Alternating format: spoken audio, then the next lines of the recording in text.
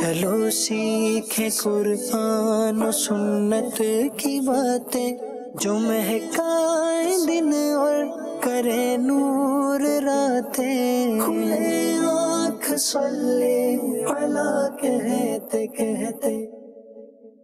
الحمدللہ رب العالمین والصلاة والسلام علی خاتم النبیین. اما بعد فاعوذ باللہ من الشیطان الرجیم. بسم اللہ الرحمن الرحیم. الصلاة والسلام علیک یا رسول اللہ وعلی آلک واصحابک یا حبیب اللہ. الصلاة والسلام علیک یا نبی اللہ وعلی آلک واصحابک یا نور اللہ. مدنی چینل کے ناظرین ملاحظہ کر رہے ہیں پروگرام کھلے آنکھ صلی علی کہتے کہتے. اللہ رب العالمین کی بارگاہ میں دعا کرتے ہیں مالک کریم آج کے دن کو ہم سب کے لیے رحمتوں والا بنائے، برکتوں والا بنائے. ہمیں وہ کام کرنے کی سعادت اور توفیق عطا فرمائے جس میں اس کی اور اس کے پیارے محبوب صلی اللہ تعالیٰ علیہ وآلہ وسلم کی رضا شامل ہو. مدنی چینل کے ناظرین، اللہ پاک کے آخری نبی صلی اللہ علیہ وآلہ وسلم پر درود و سلام پڑھنا یقیناً ان بہترین کاموں میں سے ایک عظیم کام ہے جو بندے کو اللہ پاک کی رحمت کا مستحق بنا دیتے ہیں. اللہ پاک کے آخری نبی صلی اللہ تعالیٰ علیہ وآلہ وسلم درود پڑھنے کے فضائل کو بیان کرتے ہوئے ارشاد فرماتے ہیں، بے شک تمہارے نام مع شناخت تمہاری پہچان کے ساتھ مجھ پر پیش کیے جاتے ہیں، لہٰذا مجھ پر احسن یعنی خوبصورت الفاظ میں درود پاک پڑھو. صلو علی الحبیب صلی اللہ تعالی علی محمد صلی اللہ تعالی علیہ وآلہ وسلم. مدنی چینل کے ناظرین، سلسلہ انشاءاللہ آگے لے کر بڑھتے ہیں اور فارمیٹ کے مطابق آئیے سلسلے میں اللہ رب العالمین جل وعلا کے مقدس کلام قرآن مجید برہان رشید کی آیات بینات کی تلاوت ترجمے کے ساتھ شامل کرتے ہیں. اعوذ باللہ من الشیطان الرجیم. میں اللہ تعالیٰ کی پناہ میں آتا ہوں شیطان مردود سے. بسم اللہ الرحمن الرحیم. اللہ کے نام سے شروع جو نہایت مہربان رحم والا. احل لکم لیلۃ الصیام الرفث الی نسائکم هن لباس لکم وانتم لباس لہن علم اللہ انکم کنتم تختانون انفسکم فتاب علیکم وعفا عنکم فالآن باشروهن وابتغوا ما كتب الله لكم وكلوا واشربوا حتى يتبين لكم الخيط الأبيض من الخيط الأسود من الفجر. روزوں کی راتوں میں اپنی عورتوں کے پاس جانا تمہارے لیے حلال ہوا، وہ تمہاری لباس ہیں اور تم ان کے لباس. اللہ نے جانا کہ تم اپنی جانوں کو خیانت میں ڈالتے تھے تو اس نے تمہاری توبہ قبول کی اور تمہیں معاف فرمایا. تو اب ان سے صحبت کرو اور طلب کرو جو اللہ نے تمہارے نصیب میں لکھا ہو، اور کھاؤ اور پیو یہاں تک کہ تمہارے لیے ظاہر ہو جائے سفیدی کا ڈورا سیاہی کے ڈورے سے پو پھٹ کر. ثم اتموا الصيام الى الليل ولا تباشروهن وأنتم عاكفون في المساجد تلك حدود الله فلا تقربوها كذلك يبين الله آياته للناس لعلهم يتقون. پھر رات آنے تک روزے پورے کرو اور عورتوں کو ہاتھ نہ لگاؤ جب تم مسجدوں میں اعتکاف سے ہو. یہ اللہ کی حدیں ہیں، ان کے پاس نہ جاؤ. اللہ یوں ہی بیان کرتا ہے لوگوں سے اپنی آیتیں کہ کہیں انہیں پرہیزگاری ملے. ولا تأكلوا أموالكم بينكم بالباطل وتدلوا بها إلى الحكام لتأكلوا فريقا من أموال الناس بالإثم وأنتم تعلمون. اور آپس میں ایک دوسرے کا مال ناحق نہ کھاؤ اور نہ حاکموں کے پاس ان کا مقدمہ اس لیے پہنچاؤ کہ لوگوں کا کچھ مال ناجائز طور پر کھا لو جان بوجھ کر۔ يسألونك عن الأهلة قل هي مواقيت للناس والحج وليس البر بأن تأتوا البيوت من ظهورها ولكن البر من اتقى وأتوا البيوت من أبوابها واتقوا الله لعلكم تفلحون۔ تم سے نئے چاند کو پوچھتے ہیں، تم فرما دو وہ وقت کی علامتیں ہیں لوگوں اور حج کے لیے، اور یہ کچھ بھلائی نہیں کہ گھروں میں پچیت یعنی پچھلی دیوار توڑ کر آؤ، ہاں بھلائی تو پرہیزگاری ہے، اور گھروں میں دروازوں سے آؤ اور اللہ سے ڈرتے رہو اس امید پر کہ فلاح پاؤ۔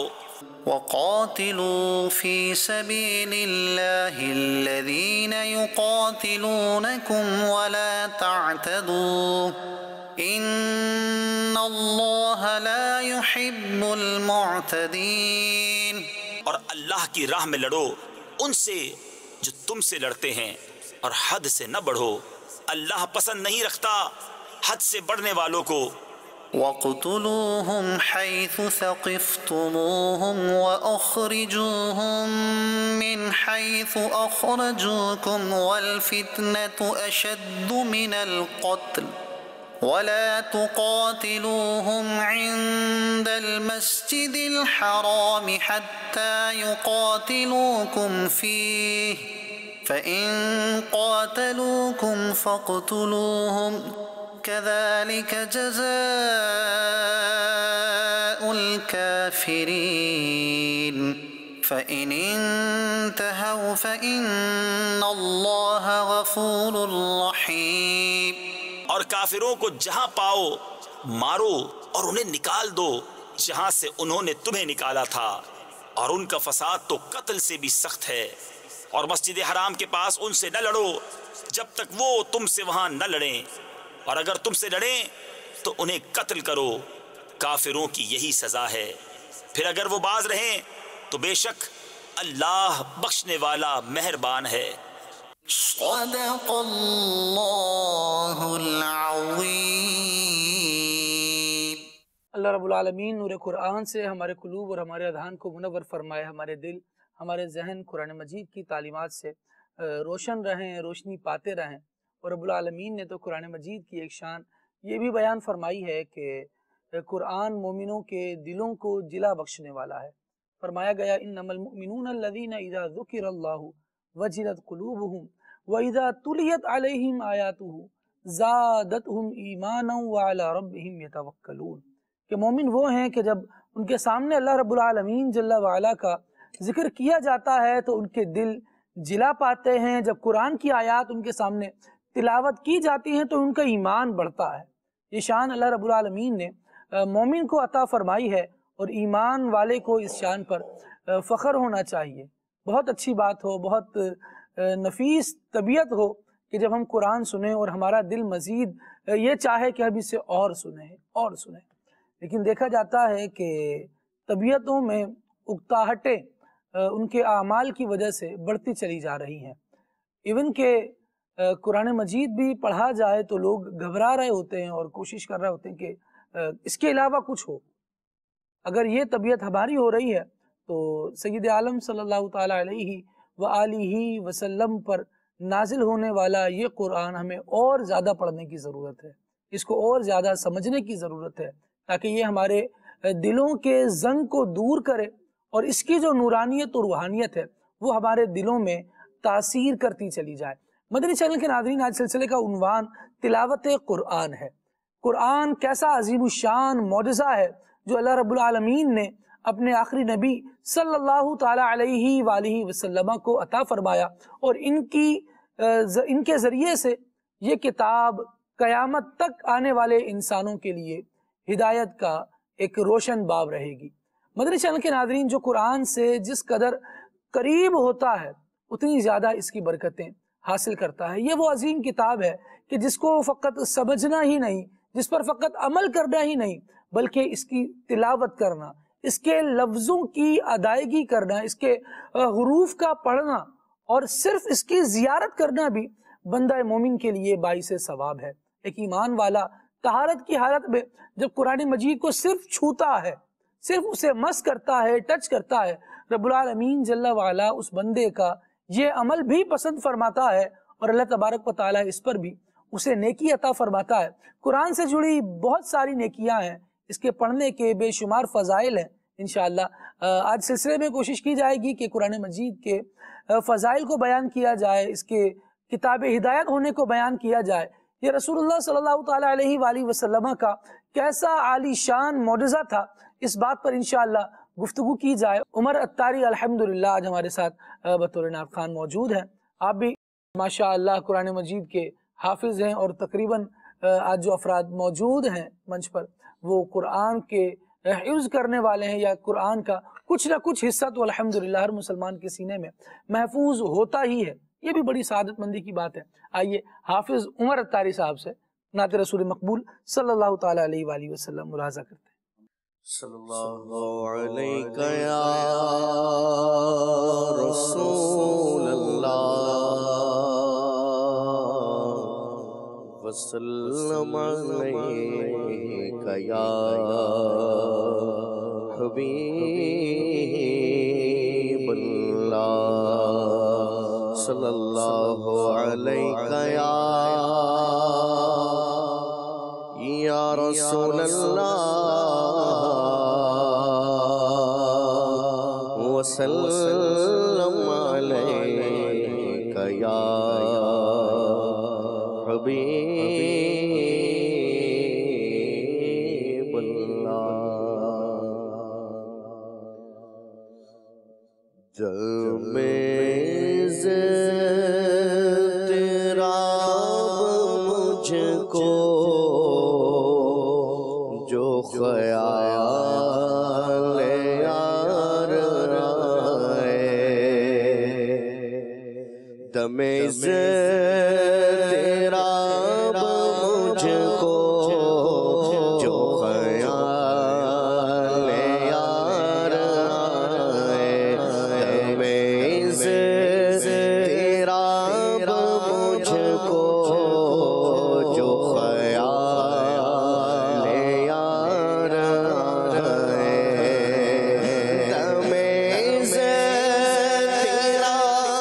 مجھ کو جو خیال یار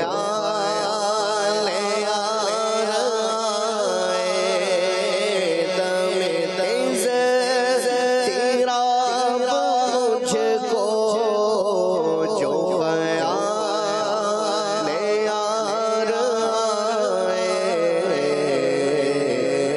میرے دل میں چین آئے، میرے دل میں چین آئے، تو سے قرار آئے، میرے دل میں چین آئے، تو سے قرار آئے، تیری وحشتوں سے دل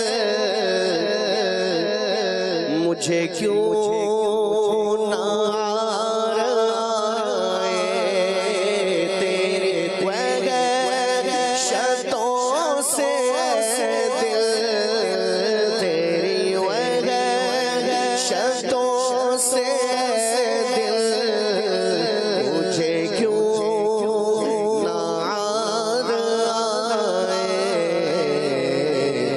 تو انہی سے دور بھاگے، تو انہی سے دور بھاگے، جنہیں تجھ پہ پیار آئے، تو انہی سے دور بھاگے، جنہیں تجھ پہ پیار آئے، میرے دل کو درد الفت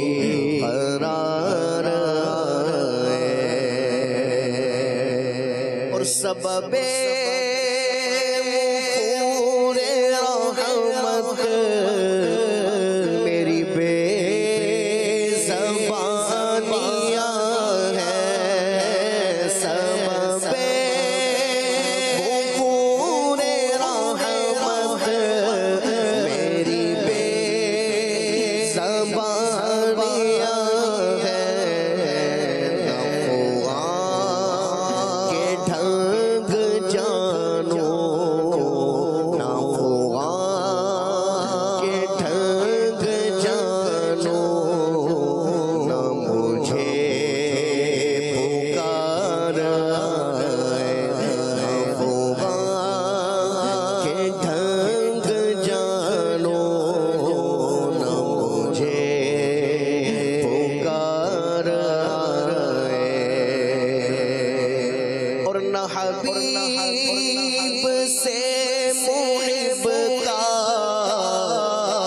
کہیں ایسا پیار دیکھا، نہ حبیب سے محب کا کہیں ایسا پیار دیکھا، وہ بنے خدا کا پیارا، وہ بنے خدا کا پیارا، پیارا وہ بنے خدا کا پیارا، تمہیں جس پہ پیار آئے وہ بنے خدا کا پیارا، تمہیں جس پہ پیار آئے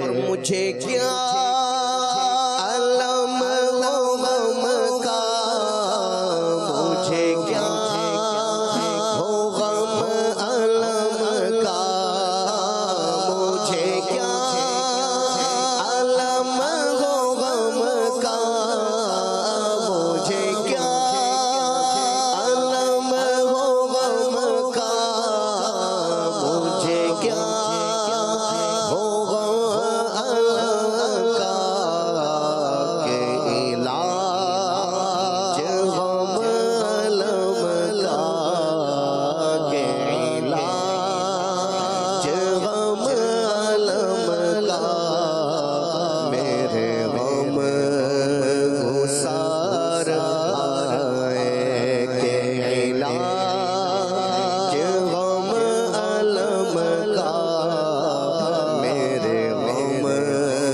گسار آئے اور تیرے صدقے جائے شاہ،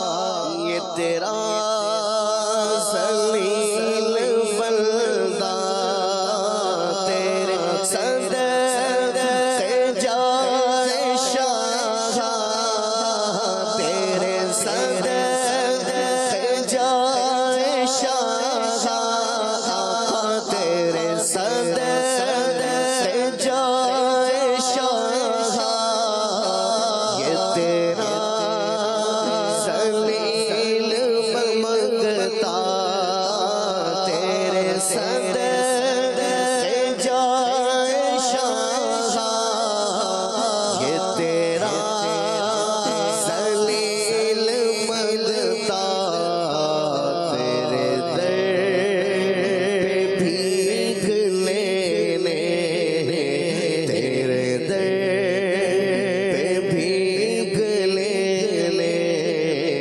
سبھی شہر یار آئے، تیرے در پہ بھیک لینے، سبھی شہر یار آئے اور تیرے صدقے، تیرا صدقہ ہے وہ شاندار صدقہ، تیرے صدقے، تیرا صدقہ صدقہ تیرے صدقے تیرا صدقہ ہے وہ شاندار صدقہ وقار لے کے جائے وہ وقار لے کے جائے جو ذلیل و خوار ہے وہ وقار لے کے جائے جو ذلیل و خوار ہے حسن نام لے کر تو پکار دیکھ غم میں حسن نام لے کر حسن نام لے کر تو پکار دیکھ غم میں کہ یہ وہ نہیں جو غافل کہ یہ وہ نہیں جو غافل بس انتظار ہے کہ یہ وہ نہیں جو غافل بس انتظار ہے تیرا مجھ کو جو خیال یار ہے میرے دل میں چین آئے تو اسے قرار آئے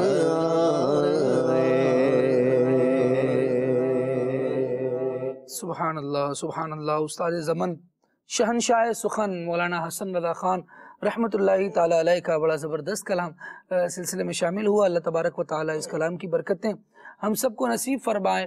سید عالم صلی اللہ تعالیٰ علیہ وآلہ وسلم کی محبت ہم سب کے دلوں میں اور بڑھائے۔ مدنی چینل کے ناظرین، نبی پاک صلی اللہ تعالیٰ علیہ وآلہ وسلم کی محبت دل میں رکھی جائے، اور اگر خدا کا پیارا بننا ہے تو پھر نبی پاک علیہ السلام کی اتباع کی جائے، ان کی پیروی کی جائے۔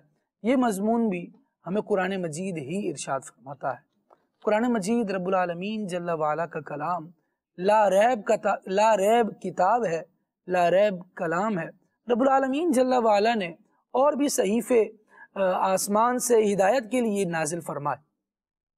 ہر صحیفہ اپنے وقت کے لیے تھا، اور اس کا ایک معین مدت جو رب العالمین جل وعلا نے بیان فرمائی تھی، اس کے احکامات اس ایک خاص وقت کے لیے ہوتے تھے۔ اور اب جو قرآن مجید نازل ہوا سید عالم صلی اللہ تعالیٰ علیہ وآلہ وسلم پر، اس کے احکامات رہتی دنیا تک کے لیے ہیں۔ پچھلے کلاموں کے ساتھ کیا ہوا کہ لوگوں نے اس میں اپنے کلام کو بھی شامل کر لیا، اور کچھ چیزوں کو چھپا دیا، کچھ کو ظاہر کیا، کچھ کو بیان کیا، اور کچھ کو جناب والا ایسا بھلایا کہ کہیں وہ کسی کو یاد نہ آ جائے۔ ان کی تختیوں کو بھی پچھلی امتوں نے چھپا دیا۔ رب العالمین جل وعلا نے اس امت کو قرآن عطا فرمایا، اور قرآن کتاب ہدایت کے طور پر ہے، اور ایسی عظیم الشان اس کی رب العالمین جل وعلا نے حفاظت فرمائی کہ اس کی حفاظت کا ذمہ خود اپنے اوپر لیا، اور ارشاد فرمایا اِنَّا نَحْنُ نَزَّلْنَا الذِّكْرَ وَإِنَّا لَهُ لَحَافِظُونَ، کہ بے شک ہم نے ہی اس قرآن کو نازل فرمایا ہے، اور اس کی حفاظت بھی ہماری ہی ذمہ داری ہے، ہم ہی اس کے محافظ ہیں۔ رب العالمین جل وعلا نے یہ فرما کر اس کی حفاظت کا جو ذمہ لیا ہے، اور ایسا زبردست یہ شاہکار نظر آتا ہے کہ روئے زمین پر مختلف ممالک میں، مختلف رنگ و نسل میں لوگ یوں تو تقسیم ہیں، لیکن قرآن جہاں دیکھیے وہ ایک ہی ہے، وہ ایک ہی کلام ہے، وہ ایک ہی کتاب ہے۔ اس کا ایسا پیارا انداز ہے کہ وہ اپنے قاری کو کہیں سے بھی چاہے وہ پڑھنے والا تعلق رکھتا ہو، لیکن ایک ہی پیغام پر، ایک ہی نقطے پر جمع فرما دیتی ہے۔ یہ افضل ترین کتاب رب العالمین جل وعلا کا مقدس کلام ہے، اور یہ افضل ہے۔ پچھلے بھی جو کلام رب العالمین جل وعلا کے تھے، جو کتابیں اللہ نے نازل فرمائی تھی، وہ بھی تو اللہ ہی کا کلام تھا۔ قرآن بھی اللہ کا کلام ہے، تو اس کے افضل ہونے کا مطلب کیا ہوا؟ تو علماء اس حوالے سے ہماری رہنمائی فرماتے ہیں کہ قرآن مجید کے افضل ہونے کا مطلب یہ ہے کہ امت مسلمہ کے لیے اللہ تبارک و تعالی نے اس میں ثواب زیادہ رکھا ہے۔ یہ اس کی تلاوت کریں گے تو بہت زیادہ اللہ رب العالمین جل وعلا کی بارگاہ سے اجر و ثواب پائیں گے۔ قرآن ہی اب وہ کتاب ہے جو قابل عمل ہے۔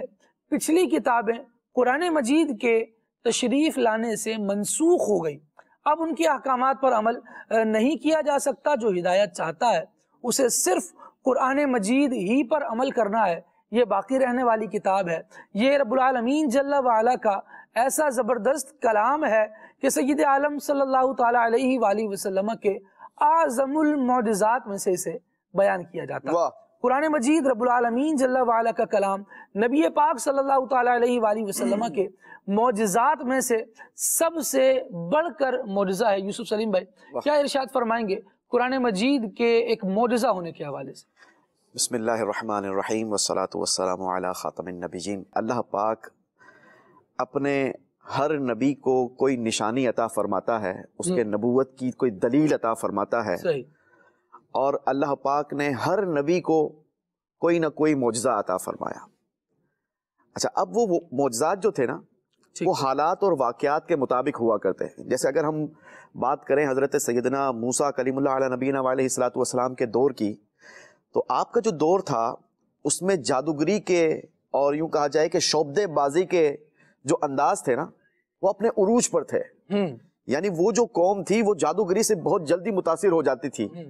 تو اب اللہ پاک نے حضرت موسیٰ علیہ نبینا علیہ الصلوۃ والسلام کو مبعوث فرمایا، تو آپ کو جو معجزہ عطا فرمایا، جو نشانی عطا فرمائی، نبوت کی جو دلیل عطا فرمائی، وہ ید بیدا کا معجزہ عطا فرمایا۔ سبحان اللہ۔ آپ کو ایک عظیم عصا عطا فرمایا، اور اس عصے کی یہ شان تھی کہ حضرت موسیٰ علیہ نبینا علیہ الصلوۃ والسلام اس عصے سے جو کام لینا چاہتے تھے آپ اسے حکم دیتے تو وہ اس شیپ میں ڈھل جاتا تھا۔ تو یہ حضرت موسیٰ علیہ نبینا علیہ الصلوۃ والسلام کو معجزہ عطا فرمایا۔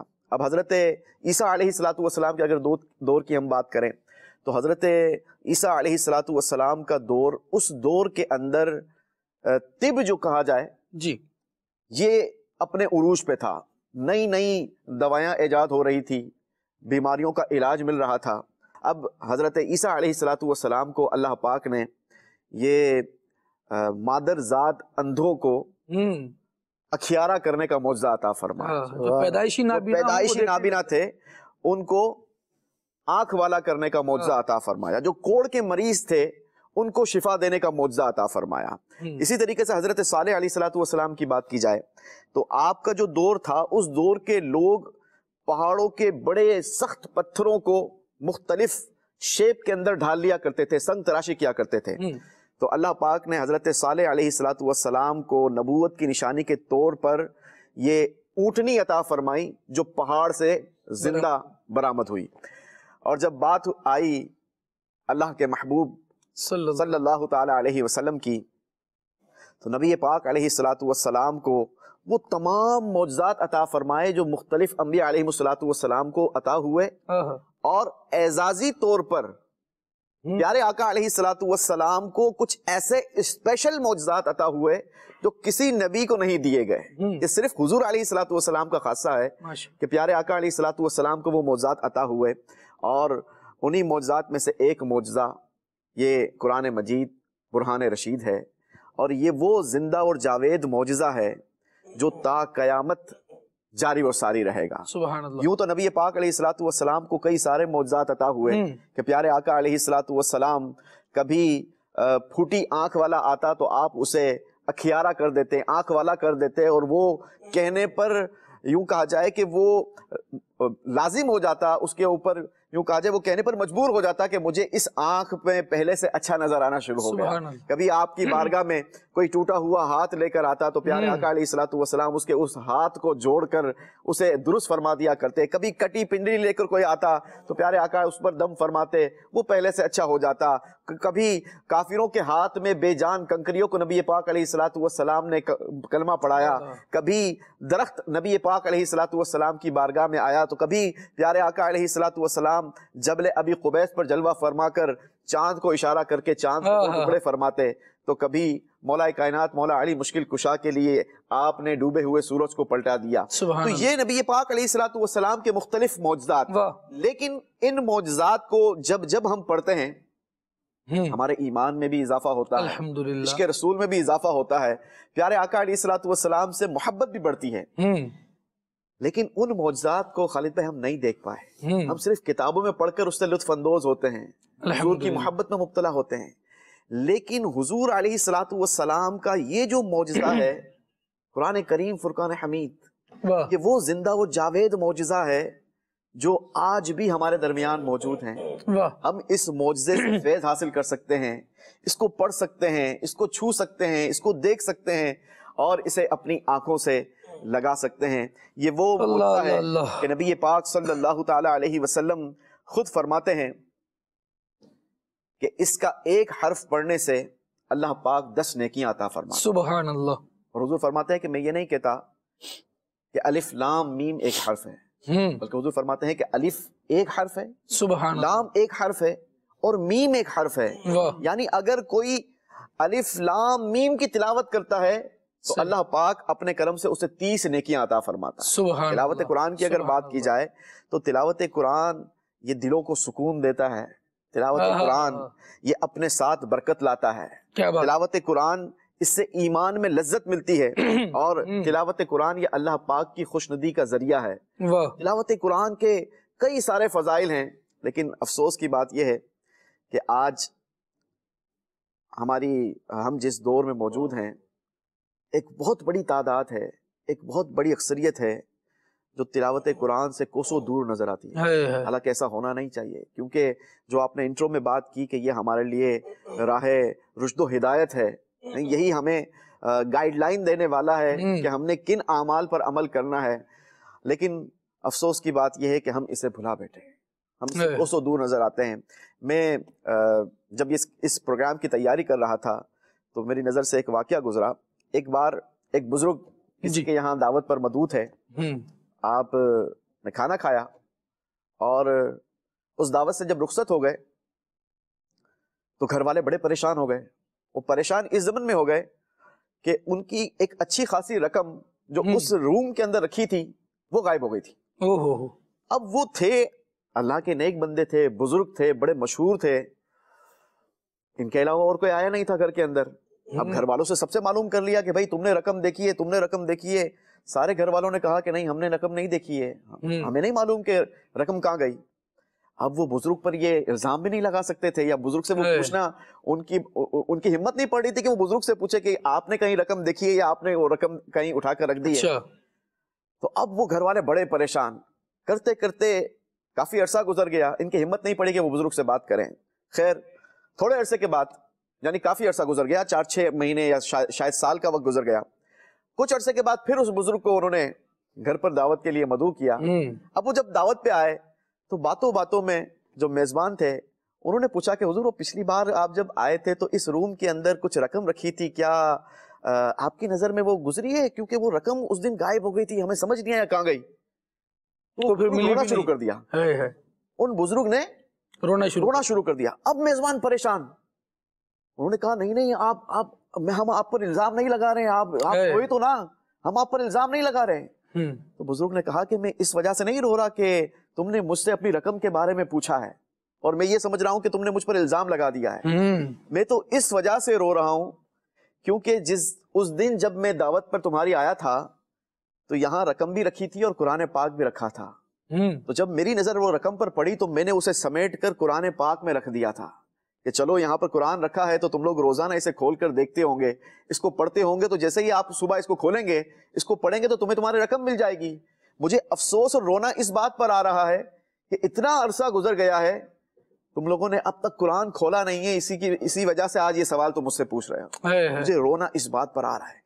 تو آج اگر یعنی قرآن سے تعلق کیسا رہا کہ اتنے عرصے تک تم نے اسی کو کھول کے نہیں دیکھا، اس کو بھلا بیٹھے، اس کو دیکھا ہی نہیں. آپ یہ دیکھیں شاید پیسوں کا تذکرہ تو روزانہ ہوتا ہو رہا ہوگا کہ کہاں گئے ڈھونڈو، لیکن ایک قرآن جس میں رب العالمین نے ہمارے لیے ہدایت کے سامان جمع فرمائے ہیں، اس ہدایت کا تذکرہ بھی روز ہو تو کتنی اچھی بات ہو، اور ہم کتنے اچھے مسلمان بن جائیں. واقعی یوسف بھائی بات تو آپ نے بڑی اچھی کی، حال لوگوں کا یہی ہے. لیکن بات مدنی چینل کے ناظرین یہ ہے کہ یہ واقعہ سننے کے بعد بھی ہم نے انسپریشن کیا لی، ہم کیا سیکھ رہے ہیں، ہم کیا سمجھ رہے ہیں، اور ذرا اس واقعے کو چھوڑ دیں. اب آ جائیں، اپنے آپ سے مخاطب ہوتے ہیں، اپنے آپ سے بات کرتے ہیں.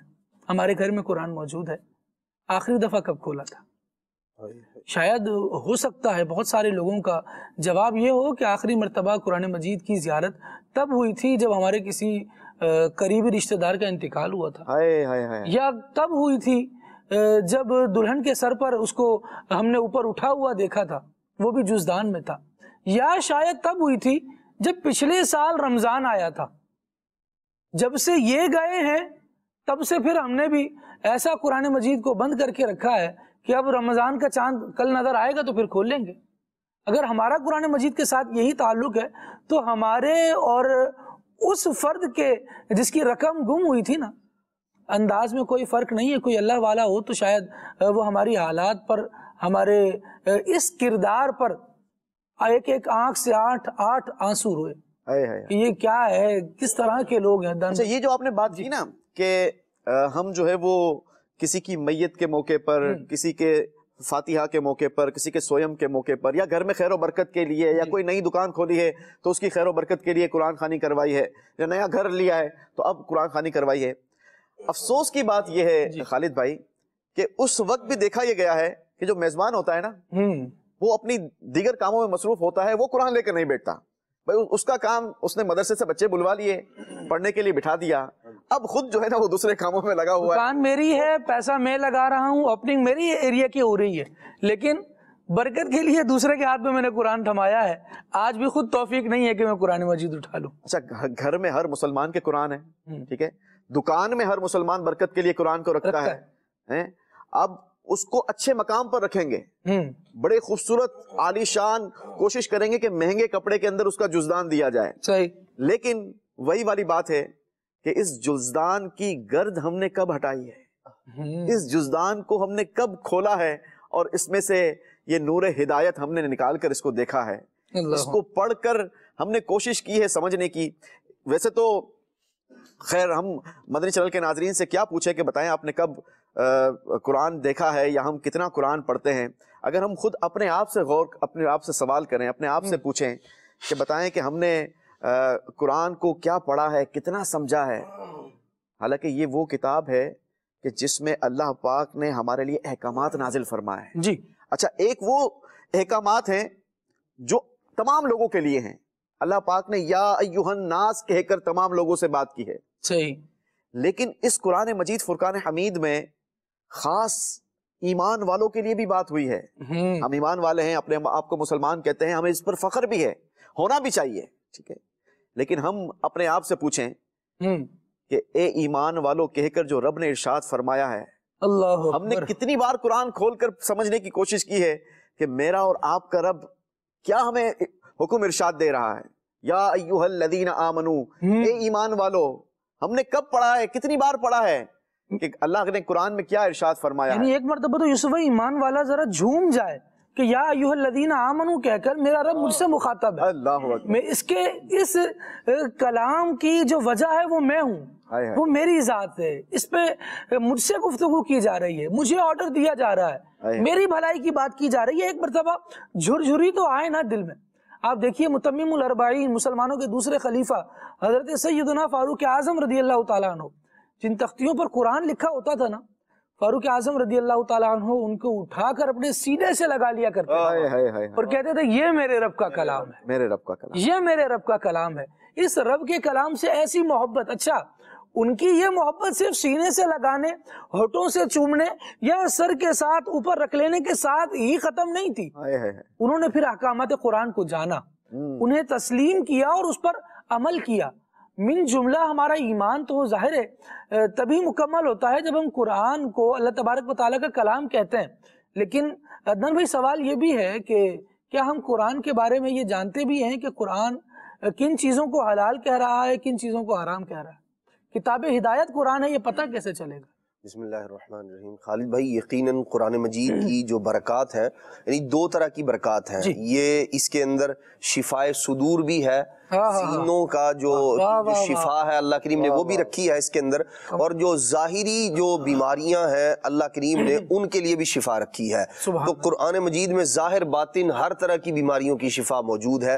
یوں بھی قرآن مجید فرقان حمید سے ہمیں ایک ڈھارس ملتی ہے کہ ہمیں اس سے تعلق قائم رکھنا چاہیے، اور صحابہ کرام علیہ مردوان کا، نبی پاک صلی اللہ تعالیٰ علیہ وسلم کا حدیث مبارکہ میں ایسے بہت سارے واقعات ملتے ہیں کہ جو ظاہری بیماریاں ہیں ان کی شفا بھی قرآن مجید سے حاصل کی جاتی تھی، اور جو باطنی بیماری، کفر کی بیماری جو سب سے بڑی بیماری ہے، اللہ تبارک و تعالی قرآن مجید کے صدقے اس بیماری سے بھی بندے کو شفا عطا فرماتا ہے۔ گھپ اندھیرا ہے کفر، اور قرآن سراسر اجالا ہے، نور ہی نور ہے، تو بندہ کفر کے اندھیرے سے نکل کر قرآن مجید سے نکلنے والا جو نور ہے اس نور کے اندر آ جاتا ہے۔ بہت سارے لوگ ایسے ہیں، یعنی یہ قرآن مجید فرقان حمید کی وہ تاریخ اور وہ فضل، وہ کرم اور وہ منہ بولتا معجزہ ہے کہ جس سے انکار نہیں کیا جا سکتا۔ بے شمار لوگ ایسے ہیں جن کی ہدایت کا ذریعہ اور سبب قرآن مجید کی ایک یا چند آیات بنی ہے۔ اگر صرف اسی پر بات کی جائے،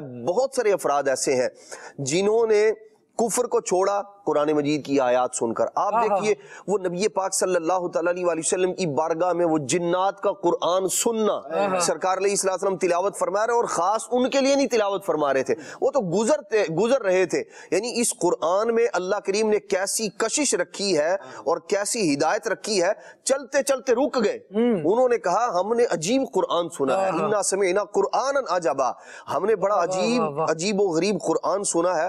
رک گئے وہ جاتے جاتے جنات، اور جب نبی پاک علیہ السلام کی بارگاہ سے انہوں نے قرآن مجید کی تلاوت سننے کا شرف پایا، مسلمان ہو گئے، کفر کو چھوڑ دیا، اندھیروں سے نکل کر اجالے میں آ گئے، اور اب جا کے اپنی قوم کو بھی بتا رہے ہیں۔ یہ ہے قرآن مجید فرقان حمید کا وہ ظاہر اور بالکل روشن پہلو کہ جاتے جاتے بندہ رک گیا۔ حضرت فضیل بن ایاض رحمۃ اللہ تعالی، آپ دیکھیں قرآن مجید کی ایک آیت کریمہ سنی، اور یہ توبہ تائب ہونے سے پہلے لوگ ان کے نام سے کانپتے تھے، ڈرتے تھے کہ اتنا بڑا ڈاکو ہے، اس کے علاقے سے گزرنا جو ہے وہ خطرے سے خالی نہیں ہے، لوٹ لیتے۔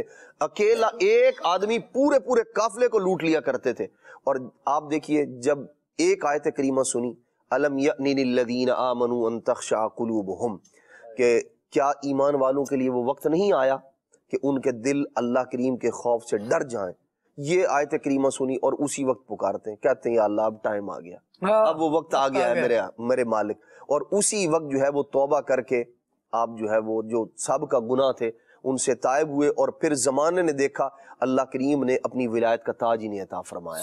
تو قرآن مجید فرقان حمید کتاب ہدایت ہے۔ خود قرآن مجید ارشاد فرماتا ہے، اللہ کریم ارشاد فرماتا ان ھذا القرآن یہدی للتی ہی اقوم، ارشاد فرمایا یہ جو قرآن مجید ہے یہ وہ راہ دکھاتا ہے جو سب سے سیدھی ہے، اقوم ہے جو، ارشاد فرمایا۔ پھر ایک اور مقام پر اللہ کریم ارشاد فرماتا ہے، فرمایا وَنَزَّلْنَا عَلَيْكَ الْكِتَابَ تِبْيَانًا لِكُلِّ شَيْءٍ، ارشاد فرمایا ہر چیز کا اس میں روشن بیان ہے، ہم نے وہ کتاب تمہیں عطا فرمائی ہے، نازل کی ہے، وَهُدًى وَرَحْمَةً، ارشاد فرمایا اس میں ہدایت بھی ہے، اس میں رحمت بھی ہے، فرمایا وَبُشْرَى لِلْمُسْلِمِينَ، اور مسلمانوں اس میں بشارت بھی ہے قرآن مجید میں۔ ایک اور مقام پر اللہ کریم ارشاد فرماتا ہے، فرمایا ھذا بیان للناس، ارشاد فرمایا یہ جو قرآن ہے یہ لوگوں کے لیے ایک بیان ہے، اس کے اندر چیزیں کھول کھول کے بیان کی گئی ہیں، روشن ہے۔ ارشاد فرمایا وَهُدًى وَمَوْعِظَةٌ لِّلْمُتَّقِينَ، ارشاد فرمایا اس میں ہدایت بھی ہے، اس میں موعظت بھی ہے، کس کے لیے؟ متقین کے لیے ہے۔ تو بات یہ ہے کہ ہم اس کے ساتھ تعلق قائم تو کریں، قرآن مجید فرقان حمید کو پڑھنے کی طرف، سیکھنے کی طرف، سمجھنے کی طرف آئیں. جب ہم، اور ایک مسلمان کا حق یوں بھی زیادہ ہے سمجھنے کے اعتبار سے کہ یہ میرے رب کا کلام ہے، مجھے خود جو میرے بارے میں خطاب ہے، میرا رب اس کتاب میں ارشاد فرماتا ہے وہ، اور وہ کیا فرما رہا ہے میں اسے پڑھوں تو صحیح، پڑھوں اور پھر سمجھوں، اور جب سمجھوں گا تو پھر اس پر عمل بھی کروں گا. یہ ساری کائنات میں صرف مسلمان ہی تو وہ ہیں جن کا دعویٰ یہ ہے کہ یہ میرے رب کا کلام. بالکل بالکل. یہ صداقت اور یہ سچائی اور یہ گواہی ایک بندہ مومن کے حصے میں آئی ہے. تو یوں تو ایک مومن بڑا بختور ہے، بڑا خوش قسمت ہے، لیکن ساتھ اس بات کو بھی تو دیکھیں کہ میں گواہی تو یہ دے رہا ہوں کہ یہ میرے رب کا کلام ہے، لیکن اس کلام سے میں سیکھ کیا رہا ہوں.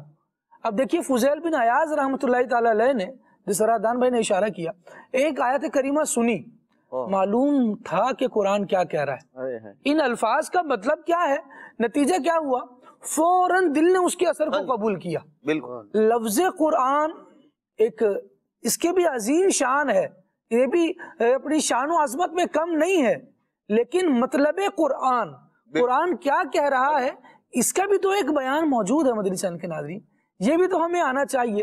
جنہوں نے قرآن ہم میں سے پڑھا ہے، اولاً تو تعداد کم، اور دوسری وہ کہ جس نے پڑھا ہے وہ بھی صرف لفظ قرآن تک ہی محدود ہے، معانی قرآن تک کب پہنچے گی، اور جب قرآن کے مطلب تک پہنچے گی، قرآن کیا کہہ رہا ہے یہ سمجھنے کی طرف آئیں گے تو پھر ہی تو ہدایت کے راستے اور ہمارے لیے کشادہ ہوتے چلے. خالد بھائی، ہم اگر دیکھا جائے قرآن مجید فرقان حمید سے جو دوری کا معاملہ ہے، اور پھر اس کے ساتھ ساتھ مصائب و آلام کے شکوے بھی ہیں ہماری زبانوں پر، تو اگر دیکھا جائے تو ہماری مثال نہ اس آدمی کی سی ہے کہ جس کی جان بچانے کی دعا کی پرچی اس کے ہاتھ کے اندر، دوا کی پرچی اس کے ہاتھ میں موجود ہے، وہ اسے پڑھنے کی جو ہے نا وہ ہمت نہیں کر رہا.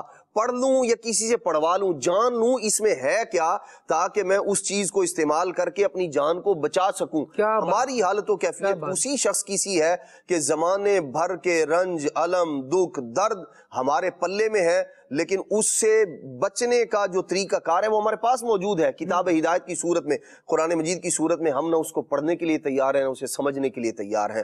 نبی پاک صلی اللہ تعالیٰ علیہ وسلم نے ارشاد فرمایا تھا، سیدنا علی المرتضیٰ کرم اللہ تعالیٰ وجہ الکریم فرماتے ہیں نبی پاک علیہ السلام نے فرمایا ایک زمانہ ایسا آئے گا، ایک فتنہ ظاہر ہوگا. تو حضرت علی المرتضیٰ نے عرض کی، یا رسول اللہ صلی اللہ تعالیٰ علیہ وسلم، اس سے بچنے کا طریقہ کیا ہوگا؟ فتنہ تو ہوگا، مصائب، مصیبت اور آزمائش ہوگی، بچے گا کیسے بندہ؟ نبی پاک صلی اللہ تعالیٰ علیہ وسلم نے فرمایا اللہ کریم کی کتاب کے ذریعے، قرآن کے ذریعے. فرمایا یہ وہ کتاب ہے کہ تمہارے اگلے پچھلوں کی خبریں ہیں اس میں.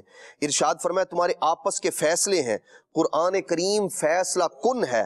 ارشاد فرمایا اور یہ کوئی مذاق نہیں ہے، جو ظالم اسے چھوڑ دے گا اللہ کریم اسے تباہ کر دے گا.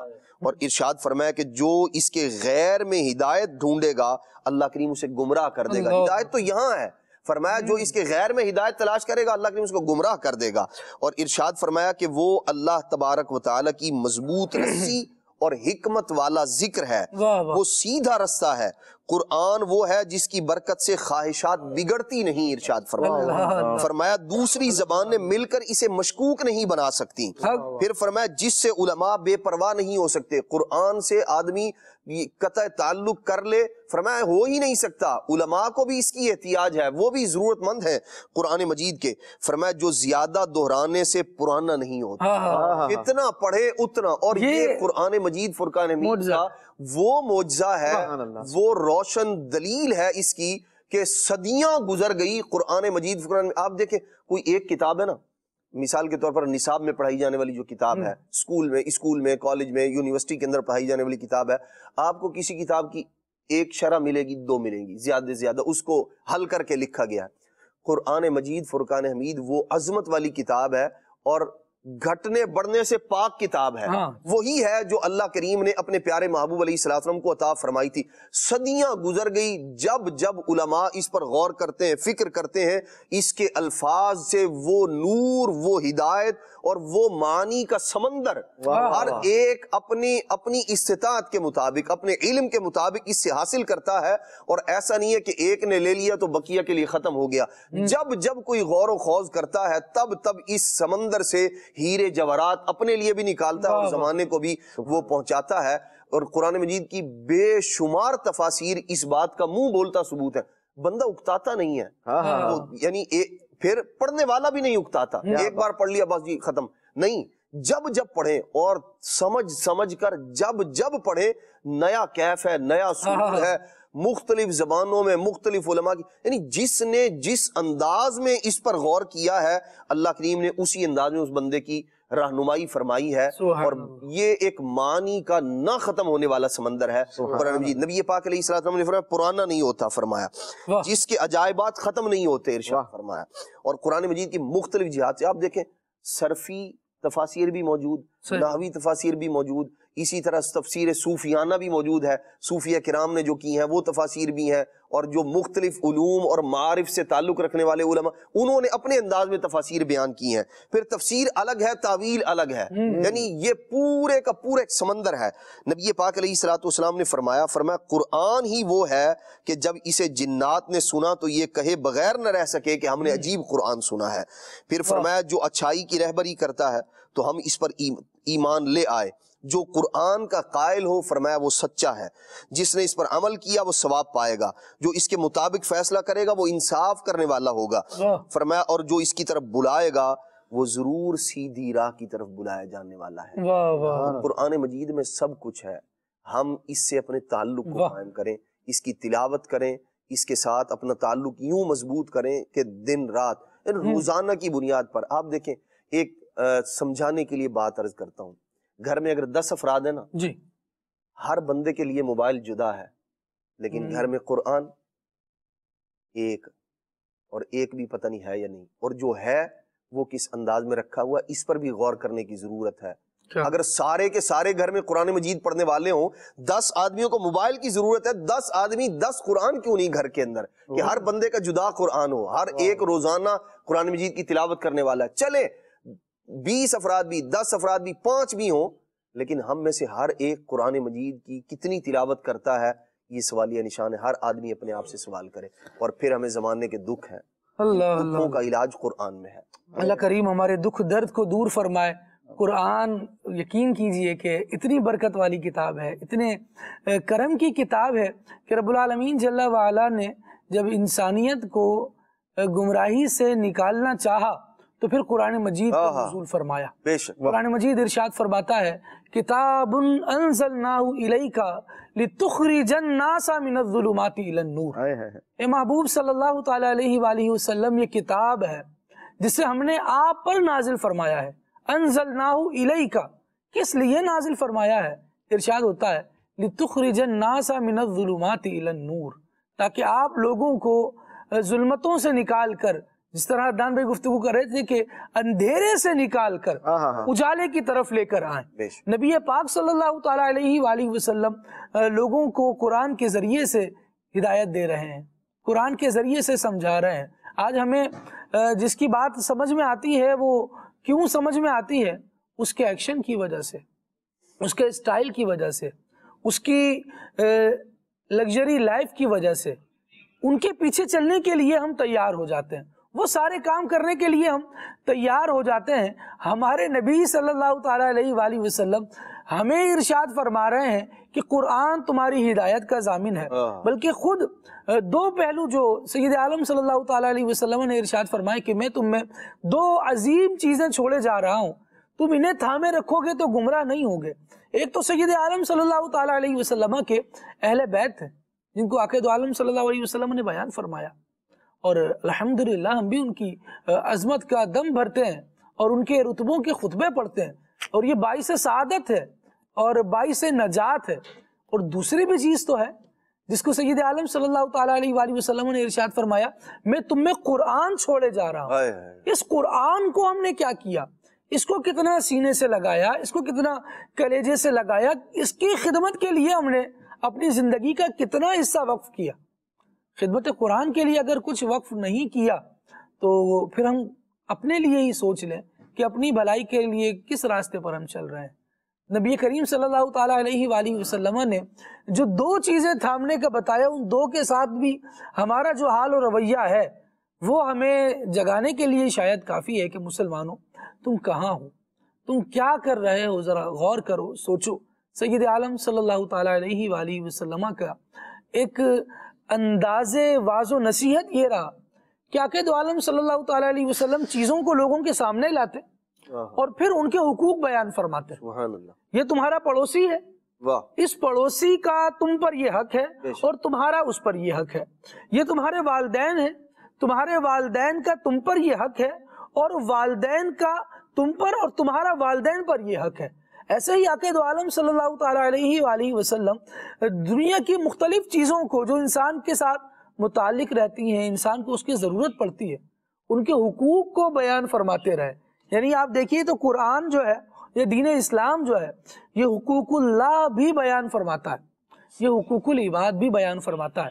مدنی چینل کے ناظرین، ایسے ہی ایک حقوق قرآن بھی ہے۔ جی ہاں، قرآن کا بھی کوئی حق ہے جو ہم پر ہے، جو ہم نے ادا کرنا ہے۔ میں چاہوں گا کہ عابد بھائی سے اس حوالے سے ہم گفتگو لیں کہ عابد بھائی کون سے ایسے قرآن کے حقوق ہیں جو ہمیں ادا کرنے ہیں؟ کچھ تو الحمدللہ گفتگو ہوئی، چاہوں گا کہ مزید اس حوالے سے روشنی ڈالیے۔ بسم اللہ الرحمن الرحیم۔ کیوں نہیں ہر چیز کے حقوق بیان کیے گئے ہیں۔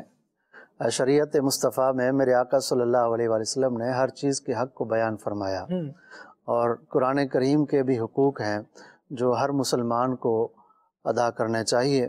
اللہ کریم نے قرآن کریم برہان رشید سورہ انعام میں آیت نمبر 155 میں ارشاد فرمایا کہ وَهَذَا كِتَابٌ أَنزَلْنَاهُ مُبَارَكٌ فَاتَّبِعُوهُ وَاتَّقُوا لَعَلَّكُمْ تُرْحَمُونَ۔ واہ واہ واہ، کیا بات۔ اور یہ برکت والی کتاب ہم نے اتاری تو اس کی پیروی کرو اور پرہیزگاری کرو، تم پر رحم ہو۔ تو یہ اللہ کریم نے قرآن کریم کے اس حق کو یہاں پر بیان فرمایا۔ سبحان اللہ۔ کہ یہ برکت والی کتاب ہے، جو تمہارا کام کیا ہے کہ اس کے احکامات کی پیروی کرنا۔ بہت اعلیٰ بات۔ جو جس چیز کا قرآن نے حکم دیا ہے، کرنے کا حکم دیا ہے، اس کی پیروی کرنا، اور جس چیز سے قرآن نے منع کیا ہے، روکا ہے، اس سے رک جانا۔ اے اللہ، اس پر انعام کیا ہوگا؟ انعام یہ ہوگا تم پر رحم کیا جائے گا۔ واہ واہ۔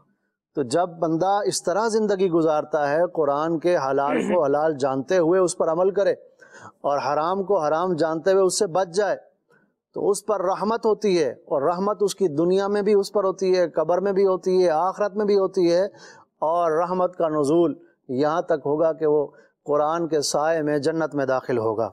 اور حدیث پاک میں ہے کہ قیامت کے دن رمضان کو بھی ایک نسبت حاصل ہے قرآن سے۔ اللہ کریم نے قرآن کریم میں فرمایا شہر رمضان الذی انزل فیہ القرآن، کہ یہ وہ مہینہ ہے جس میں ہم نے قرآن کو نازل کیا ہے۔ تو رمضان المبارک ایسا برکت والا مہینہ ہے، قیامت کے دن شفاعت کریں گے۔ رمضان بھی کہے گا اے اللہ میں نے اسے دن میں کھانے سے روکے رکھا، تو قرآن بھی کہے گا اے اللہ رات کو اس کو میں نے سونے سے رکھا، یہ مجھے پڑھا کرتا تھا، مجھے سونے سے جگائے رکھا اس کو، یہ مجھے پڑھا کرتا تھا، مجھے سنا کرتا تھا، اور ان کی شفاعت قبول ہوگی۔ اور ایک اور حدیث پاک میں ہے قیامت کے دن قرآن سے بڑھ کر کوئی شفیع نہ ہوگا، قرآن کی شفاعت سب سے بڑھ کر ہوگی۔ تو بتائیے سب سے بڑی طاقت جس کو قیامت کے دن اس کی شفاعت کی حاصل ہو جائے، جس کی تو پھر کیا ہے کہ آج دنیا کے اندر وہ قرآن کریم پڑھے۔ اور حدیث پاک میں ہے میرے مسلمانوں کے تیسرے خلیفہ حضرت سیدنا عثمان بن عفان رضی اللہ تعالیٰ عنہ فرماتے ہیں، حضور نبی کریم صلی اللہ علیہ وآلہ وسلم نے ارشاد فرمایا خیرکم من تعلم القرآن وعلمہ، تم میں بہترین وہ ہے جو قرآن سیکھے اور اسے سکھائے۔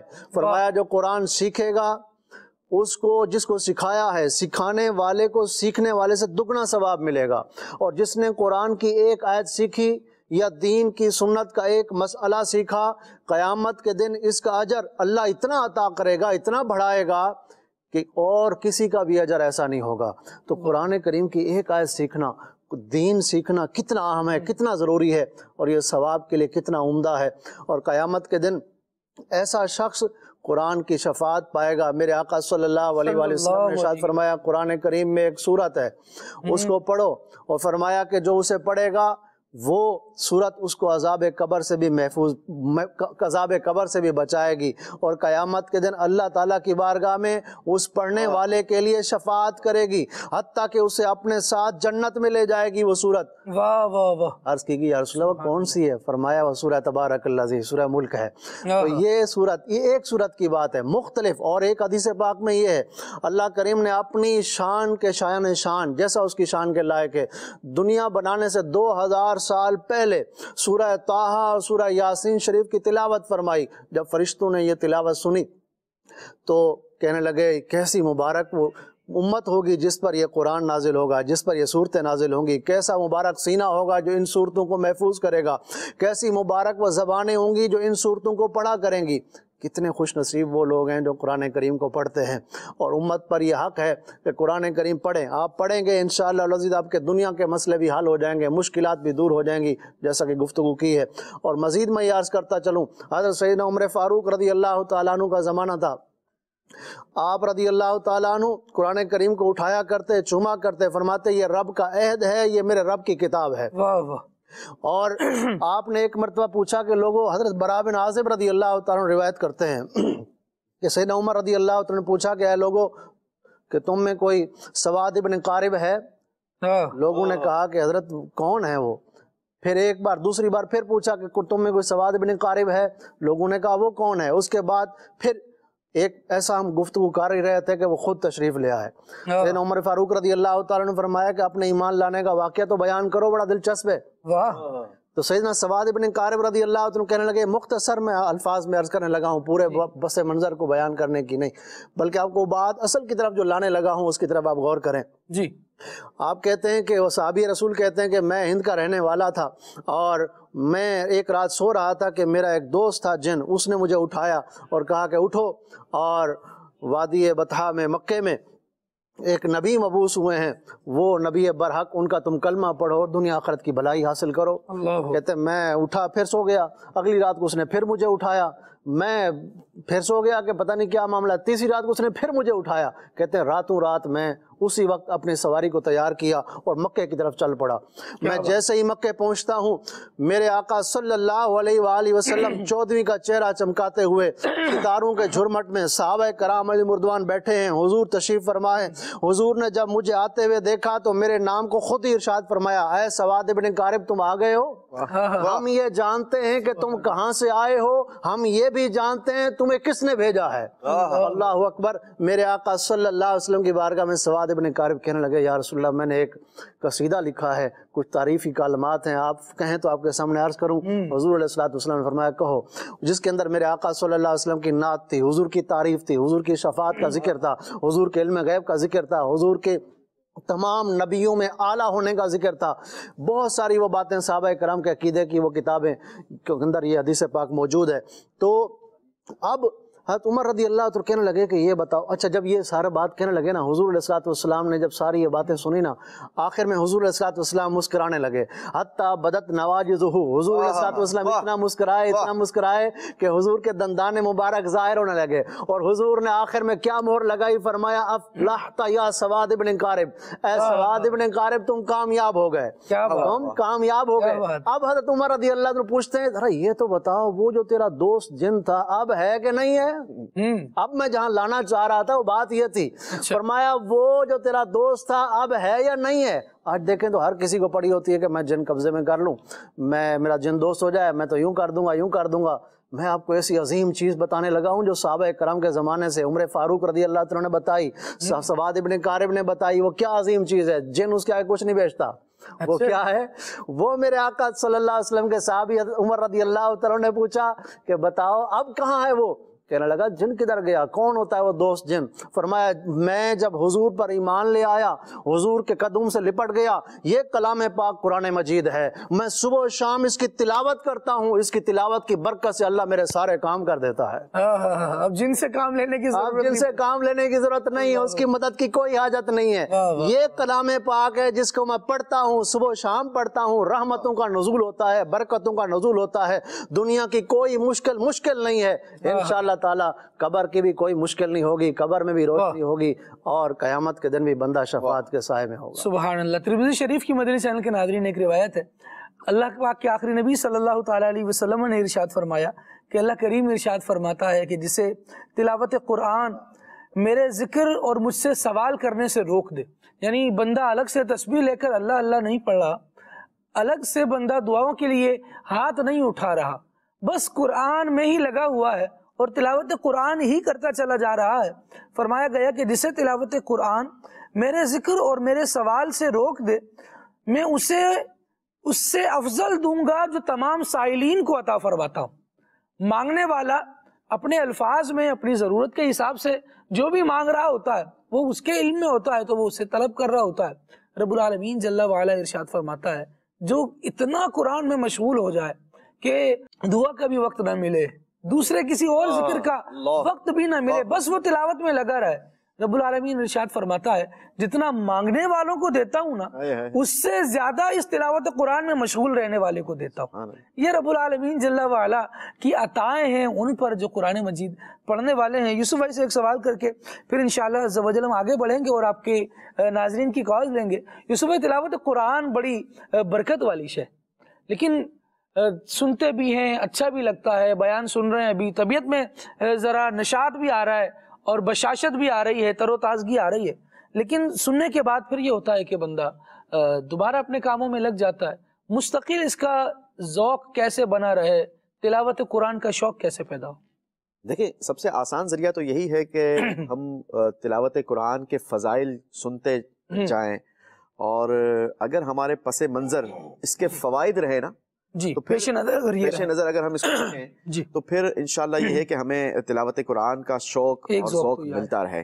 ٹھیک ہے، اب اس کے فضائل کو اگر ہم احادیث میں دیکھیں، کتابوں میں اگر پڑھیں تو کئی سارے ایسے واقعات ملتے ہیں، کئی ساری ہمیں ایسی فضیلتوں والی احادیث ملتی ہیں کہ جس سے دنیا کی مشکلیں بھی آسان ہوتی ہے، قرآن پڑھنے سے سکینہ بھی نازل ہوتا ہے۔ خود نبی پاک علیہ الصلوۃ والسلام نے فرمایا کہ قرآن جو ہے وہ سکینہ اتارتا ہے، سکینہ نازل ہوتا ہے قرآن جہاں پر پڑھا جاتا ہے۔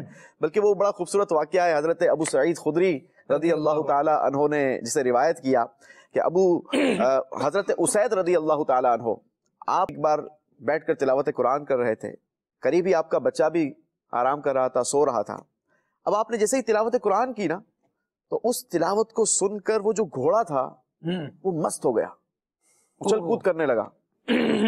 تو آپ اس کو دیکھنے کے لیے رکے کہ کیا ہو گیا، اچانک سے کوئی یہ مست ہو گیا ہے، اچھل کود کر رہا ہے، کہیں ایسا تو نہیں ہے کہ کسی چیز نے اس کو ڈسٹرب کیا ہو یا پریشان کیا ہو۔ تو آپ اس کو دیکھنے کے لیے کھڑے ہوئے، جب آپ کھڑے ہوئے تو وہ گھوڑا نارمل ہو گیا، پھر آپ بیٹھ کر تلاوت قرآن کرنے لگے، پھر جو ہے وہ گھوڑا مست ہو گیا، پھر اچھل کود کرنے لگا۔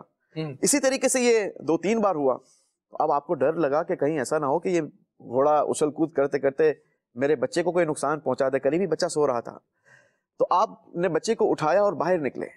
آپ فرماتے ہیں کہ جب میں باہر نکلا تو کیا دیکھتا ہوں کہ آسمان سے ایک چھتری ہے جو بہت نیچے آئی ہوئی ہے اور اس میں روشنی بھی پھیل رہی ہے۔ اب یہ سارا واقعہ گزر گیا، صبح نبی پاک علیہ الصلوۃ والسلام کی بارگاہ میں آپ حاضر ہوئے اور پوری رات کی داستان جو ہے وہ پیارے آقا علیہ الصلوۃ والسلام کی بارگاہ میں بیان کی۔ حضور علیہ الصلوۃ والسلام نے فرمایا کہ اے اسید، جب تم تلاوت قرآن کر رہے تھے تو وہ جو تم نے چھتری دیکھی وہ اللہ پاک کے ملائکہ تھے، اور اگر تم اپنی تلاوت قرآن کو جاری رکھتے تو صبح یہ سارا زمانہ ان ملائکہ کو دیکھ لیتا۔ تو یہ ایسا سکینہ اتارنے والی کتاب ہے کہ اس کی تلاوت کرتے چلے جائیں اور اللہ کی رحمتوں کے سائے میں بندہ اپنے آپ کو یوں کہا جائے کہ اللہ کی رحمتیں جو نازل ہو رہی ہیں اس سے اپنے آپ کو بابرکت کرتا چلا جائے، اپنے اللہ گھر میں کی رحمت کی چھما چھم برسات میں نہاتا چلا جائے، بے شک نہاتا چلا جائے۔ اب ہم دیکھیں کہ ہم اللہ سے امید تو یہ رکھتے ہیں، دعا بھی کرتے ہیں کہ اللہ تو ہمارے کاروبار میں بھی برکت دے، ہمارے گھر میں بھی اپنی رحمتوں کا نزول فرما، لیکن عمل جو ہے وہ اس کے اگر برعکس ہوگا تو پھر کس طریقے سے ہم وہ ان برکتوں کو پانے میں کامیابی حاصل کر سکیں گے؟ تو ہمیں جو ہے وہ تلاوت قرآن کا شوق بھی پیدا کرنا چاہیے، ذوق بھی پیدا کرنا چاہیے۔ میں آپ کو ایک شوق والی بات بتاتا ہوں۔ حضرت علی رضی اللہ تعالیٰ عنہ فرماتے ہیں، چونکہ قرآن جو ہے وہ کلام اللہ ہے، حضرت علی فرماتے ہیں میرا جی چاہتا ہے کہ رب مجھ سے بات کرے تو میں تلاوت قرآن کرنا شروع کر دیتا ہوں، اور جب فرماتے ہیں کہ جب میرا جی چاہتا ہے اب میں سناؤں، میں اپنے رب کو اپنی داستان سناؤں تو میں دعا کرنا شروع کر دوں. تو یہ اللہ پاک سے کلام کرنے کا ایک بہترین ذریعہ ہے. اللہ پاک ہمیں اس کے عمل کی توفیق نصیب فرمائے. آمین آمین آمین. مدنی چینل کے ناظرین ذرا دیکھیے، یوسف بھائی نے ایک جو بات ابتدا میں کہی کہ ہم جو ہے تلاوت قرآن کا شوق ایسے بڑھا سکتے ہیں کہ اس کے فضائل کو پڑھیں. اچھا یہاں ایک بات پیدا ہوتی ہے، بھائی محفل میں آئے بیٹھے، جس طرح میں نے بھی ایک سوال اس میں ساتھ ریز کیا کہ محفل میں بیٹھے ہیں، بات سن رہے ہیں، اچھا لگ رہا ہے، ٹرانسمیشن دیکھ رہے ہیں مدنی چینل پر، اور واقعی دل کر رہا ہے یار کتنی عظمت والی کتاب ہے، قرآن پڑھنا چاہیے اور ہونا چاہیے. لیکن پھر ہم خود ہی اپنا ذہن بنا لیتے ہیں، یار میں یہاں سے اٹھوں گا پھر ساری باتیں بھول بھال جاؤں گا، پھر اور کاموں میں لگ جاؤں گا. یہ ہم نے اپنا خود ہی ذہن بنا لیا. اس کی جگہ اگر ایسا ہونا کہ یوسف بھائی مجھے کوئی بزنس آئیڈیا دیں اور کہیں کہ اس جگہ پر انویسٹ کر دو، اور اس کے بعد جو ہے نا جب آپ یہاں سے 2-1 مہینے میں بس اچھے ریٹ لگیں گے اور زبردست آپ کو اس کی رقم مل جائے گی، تو میں کیا کروں گا؟ کیا میں یہ سوچوں گا کہ یار بس ابھی یہ محفل میں بات ہو گئی، اب یہ بات ختم ہوگی تو پھر میں اپنے کام کاج میں لگ جاؤں گا، پھر کس کو یاد رہے گا؟ بات آئی گئی ہو گئی، پھر بات آئی گئی نہیں ہوگی. پھر میں اس محفل سے اٹھوں گا تو اگر میرے اپنے پاس پیسے موجود نہیں بھی ہیں نا تو میں چاہوں گا یار آئیڈیا تو اچھا دیا تھا، ذرا اس سے بھی بات کرو، اس سے بھی بات کرو، ادھر بھی پکڑ لو، ادھر بھی پکڑ لو، ادھر سے لے کر بھی میں انویسٹ کر رہا ہوں گا. کیوں؟ کیونکہ مجھے معلوم ہے کہ جناب والا پیسے کھڑے ہونے والے ہیں، ہاتھوں ہاتھ انعام ملنے والا ہے، ایسا فائدہ نصیب ہونے والا ہے. تو ہم دل جن چیزوں میں الجھا کے رکھتے ہیں نا ان کاموں کو کرنے کی توفیق کی طرف بھی چڑھے جاتے ہیں. اور جب تلاوت قرآن کے فضائل سنیں نا، اب ذرا اس پہ دل کو الجھا لیں. کوئی ملے تو اس کو فضائل سنانا شروع کر دیں، کوئی ملے تو اس سے قرآن کی بات بتانا شروع کر دیں، کوئی ملے تو اس سے کہیں یار اللہ کا کلام ہے نا اس کی بڑی برکت ہے. اس سے کیا ہوگا؟ اس سے ہمارا لائف اسٹائل بدل رہا ہے، طرز زندگی بدل رہا ہے. میرے بھی بار بار قرآن کی بات کر رہا ہوں نا تو میرے شعور میں یہ بات چاہتے ہوئے یا نہ چاہتے ہوئے بیٹھ جائے گی کہ قرآن پڑھنا ہے، قرآن پڑھنا ہے. جب میں نے اس کا تذکرہ ہی پورا دن نہیں کرنا تو پھر میں اس عمل کی طرف کیسے آؤں گا؟ تو جو کام کرنا چاہتے ہیں، علماء بڑی پیاری بات کہتے ہیں کہ جو نیکی کرنا چاہتے ہو نا اس نیکی کا لوگوں میں بیان کرنا شروع کر دو. اس کا ایک اثر یہ ہوگا کہ اللہ تبارک و تعالی تمہارے لبوں سے نکلنے کی وجہ سے بھی، کیونکہ تم نے اللہ کا نیکی کیا ہے؟ اللہ کو راضی کرنے والا کام. اللہ کو راضی کرنے والے کام کی جب آپ نے دوسروں کو ترغیب دلائی نا تو اللہ تبارک و تعالیٰ اس کا ایک اثر یہ بھی تمہیں عطا فرمائے گا کہ اس کام کرنے کی توفیق تمہیں بھی عطا فرما دے. تو نیکی کرنے کے لیے تو یوں بھی آگے بڑھا جا سکتا ہے. اللہ کریم ہم سب کو توفیق خیر عطا فرمائے. آئیے ناظرین کی کچھ کال شامل کرتے ہیں، دیکھتے ہیں ہمارے ناظرین ہم سے کیا کہنا چاہ رہے ہیں. جی مقبول حسین لیت سے بات کر رہا ہوں. تو الحاج حاجی مشتاق اتاری مرحوم صاحب کے آواز میں کوئی نعت سنا دے اور ان کی زندگی کے کچھ باتیں سنا دیں. انہیں مناسبت سے غالباً اس سے ان کا اسی مہینے میں وصال ہوا تھا ان کا.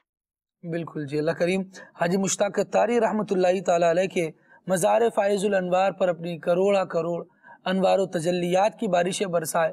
قرآن پاک کا قاری میرا مشتاق اتاری. امیر اہل سنت احمد برکاتہم العالیہ نے ان کے لیے مطلب جو جملے کہے ان میں یہ ہے قرآن پاک کا قاری میرا مشتاق اتاری. پہچان ان کے اس عمل نے ان کی پہچان کیسی خوبصورت کر دی. خود پیر صاحب فرما رہے ہیں قرآن پاک کا قاری میرا مشتاق اتاری. کیا بات، اللہ ہمیں بھی نصیب فرمائے. بہت پیاری تلاوت کرتے. یہ وہ پہچان ہے مدنی چینل کے ناظرین جو بندے کی بنتی ہے. اب دیکھیں نا زندگی بھر یہ یہی کام کرتے رہے نا، نیکی کی ترغیب دلاتے رہے، لوگوں کو نعتیں سناتے رہے. کئی جگہوں پر یہ سننے کو ملا ہمیں کہ حاجی مشتاق اتاری رحمۃ اللہ تعالی علیہ سے فرمائش کر کے تلاوت قرآن سنی جاتی تھی. ایک تو بطور نعت خواں آپ کی شہرت تھی تو نعتیں تو پڑھتے ہی پڑھتے تھے، لیکن ایسا ہوتا ہے کہ بسا اوقات جو جس نعت خواں کا نام زیادہ مشہور ہوتا ہے بسا اوقات وہ محفل کے آخر میں آ رہے ہوتے ہیں کہ بس اب یہ آئیں گے تو اس کے بعد محفل کو ختم کر دیں گے. اس سے پہلے پروگرام شروع ہوتا ہے، لیکن وہ شروع ہو گیا اور باقاعدہ تلاوت قرآن سے شروع ہوتا ہے، پھر نعت ہوتی ہے، پھر بیان ہوتا ہے، یہ سارا سلسلہ ہوتا ہے. لیکن کوئی قاری اتنا پیارا ہوتا ہے کہ وہ درمیان میں بھی آئے نا تو اس سے بولا جاتا ہے بھائی آپ تلاوت ہی سنائیں، آپ اتنا اچھا قرآن پڑھتے ہیں. تو یوں اگر پہچان بنے تو کیا ہی بات ہو. اللہ کریم ہمیں توفیق خیر بھی عطا فرمائے. عدنان بھائی، حاجی مشتاق اتاری کے حوالے سے کوئی بات؟ حاجی مشتاق صاحب رحمۃ اللہ تعالی کی ویسے بہت ساری باتیں ہیں آپ کی سیرت پر. الحمدللہ المدینہ العلمیہ سے، مکتب المدینہ سے ایک کتاب شائع ہے عطار کا پیارا کے نام سے. تو آپ کی سیرت کے مختلف پہلو جو ہے وہ اس کے اندر بیان کیے گئے ہیں. آپ یعنی ایک بہت دیندار آدمی اور اپنے اسلام کی خدمت کرنے والے اور بالخصوص جو ہے لوگوں کی اصلاح کا سامان کرنے والے، لوگوں کے کام آنے والے، یعنی آپ کی سیرت کے بہت سارے پہلو ہیں. نعت خوانی تو آپ کی سیرت کا ایک باب ہے. بقیہ یوں کہہ لیں کہ وہ ایک بہت نائس انسان تھے جو لوگ ان سے ملے، اور بلکہ بعض ایسے لوگ بھی یعنی جسے تھوڑی دیر کے لیے جسے رفاقت نصیب ہوئی نا، وہ بھی بتاتا وہ میں حاجی مشتاق صاحب کے ساتھ ملا تھا تو اس کے بعد سے میں نے نا داڑھی شریف رکھی ہوئی ہے، انہوں نے مجھے کہا تھا. ایسے بہت سارے لوگ مجھے بھی ملے، آپ کو بھی ملتے ہوں گے. تو یہ اس طرح کے لوگ دنیا سے چلے جاتے ہیں لیکن اپنے لیے نیکیاں جو ہے نا وہ بقیہ چھوڑ کر چلے جاتے ہیں کہ لوگ ان کا خیر کے ساتھ ذکر کرتے ہیں. سبحان اللہ. جانشین امیر علیہ سنت حاجی مشتاق اتاری رحمۃ اللہ تعالی علیہ کے حوالے سے کیا ارشاد فرما رہے ہیں، آئیے ملاحظہ کرتے ہیں. واہ. ثنا خان رسول مقبول، بلبل روضہ رسول، مداح صحابہ و آل بطول، گلزار عطار کے مشک بار پھول، مبلغ دعوت اسلامی الحاج ابو عبید قاری محمد مشتاق احمد اتاری علیہ رحمت اللہ الباری بن مولانا اخلاق احمد کی ولادت غالباً بروز اتوار 18 رمضان المبارک 1386 ہجری بمطابق 1 جنوری 1967 کو بنو کے پی کے پاکستان میں ہوئی. کچھ عرصے کے بعد فیصل آباد پاکستان میں بھی رہائش رہی اور بعد میں کراچی میں مستقل رہائش اختیار کر لی اور مدینہ مسجد اورنگی ٹاؤن کراچی میں کئی سال تک امامت فرماتے رہے. 1995 تا وقت انتقال جامع مسجد کنز الایمان بابری چوک کراچی میں امامت اور خطابت کے منصب پر فائز رہے. قرآن پاک کے 8 پارے حفظ تھے، بہت اچھے قاری تھے اور درس نظامی کے 4 درجے پڑھے تھے، مگر دینی معلومات کسی اچھے خاصے عالم سے کم بھی نہیں تھی. اور الحمدللہ الکریم انہیں 4 مرتبہ حج و زیارات مدینہ منورہ کی سعادت نصیب ہوئی. اگرچہ دولت دنیا میری سب چھین لی جائے، میرے دل سے نہ ہرگز یا نبی تیری ولا نکلے. حاجی مشتاق رحمت اللہ تعالی کچھ عرصے سے کینسر کے مرض میں مبتلا تھے اور بالآخر 29 شعبان المعظم 1423 ہجری صبح 8 بجے ان کا انتقال ہوا. انا للہ و انا الیہ راجعون. اور پھر جو ہے وہ ان کا جنازہ ہوا. اور جنازہ کس شان سے ہوا کہ کہا جاتا ہے نا، عاشق کا جنازہ ہے ذرا دھوم سے نکلے، محبوب کی گلیوں سے ذرا گھوم کے نکلے. امیر سنت فرماتے ہیں کہ میں نے بڑے بڑے حضرات کے جنازوں میں حاضری دیے، لیکن اس سے پہلے کبھی کسی کے جنازے میں اتنا رش نہیں دیکھا جتنا حاجی مشتاق کے جنازے میں تھا. اور بہت رکت انگیز مناظر دیکھنے میں آ رہے تھے کہ غم مشتاق میں دیوانے بلک بلک کر رو رہے تھے. آہوں اور سسکیوں کی صداؤں میں انتہائی پرسوز ماحول میں صحرائے مدینہ میں حاجی مشتاق رحمت اللہ تعالی علیہ کو سپرد خاک کیا گیا. اللہ کریم کے ان پر رحمت ہو اور ان کے صدقے ہماری مغفرت ہو. شاہ عطار کا پیارا ہے یہ مشتاق عطاری، یہی مجدہ اسے تم بھی سنا دو یا رسول اللہ. اللہ سبحان اللہ. اللہ رب العالمین جل وعلا کی ان پر رحمت ہو اور ان کے صدقے اللہ تبارک و تعالی ہماری مغفرت بھی فرمائے.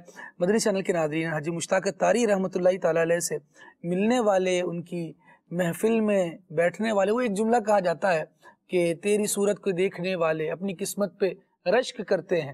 تو یہ ان افراد میں سے ایک تھے کہ جن کو دیکھنے والے، جن کی محفل میں بیٹھنے والے، جن کے ساتھ کچھ وقت گزارنے والے واقعی رشک کرتے ہیں اور یاد کرتے ہیں ان لمحات کو کہ کیا بات ہے، کس طرح کی ملنساری ان کی طبیعت میں تھی. یوسف سلیم بھائی، کچھ ہے واقعہ کوئی حاجی مشتاق اتاری علیہ رحمت سے ملاقات کا؟ جی، حاجی مشتاق اتاری رحمۃ اللہ تعالی علیہ، آپ سے میری ملاقات ہوئی تھی، طالب علم کا دور تھا اور مدرسۃ المدینہ کے تقسیم اسناد کا بڑا پروگرام ہوتا تھا اور غالباً پاکستان بھر کے یا پورے کراچی کے مدارس المدینہ کا وہ ایک مقابلہ ہوتا تھا. تقسیم اسناد بھی ہوتی تھی اور اس میں مختلف مقابلے بھی ہوتے تھے. یہ جو ذہنی آزمائش ہے نا، یہ بھی ان دنوں ہوا کرتی تھی. اور اس میں ایک باقاعدہ سیگمنٹ ہوا کرتا تھا اس مقابلے کے اندر ذہنی آزمائش کا. وہ منچ پر کافی سارے اسٹوڈنٹس بٹھایا کرتے تھے اور پھر ان کے درمیان یوں یہ سوال و جواب کا سلسلہ رہتا تھا. تو میری بھی وہاں پر 2 بار حاضری ہوئی تھی, 2-3 بار حاضری ہوئی تھی. ماشاءاللہ وہاں پر مجھے بیان کا موقع ملا تھا اور میں نے بڑے پرائز اٹھائے تھے. فرسٹ انعام پہلی بار ملا تھا, دوسری بار دوسرا انعام بھی ملا تھا. تو یوں میرا وہاں پر جانا ہوا. تو حاجی مشتاق اتاری سے وہاں ملاقات ہوئی. آپ سے میں نے آٹوگراف لیا تھا.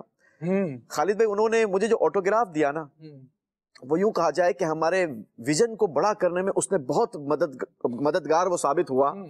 اور اس آٹوگراف نے مجھے ایک گائیڈ لائن دے دی.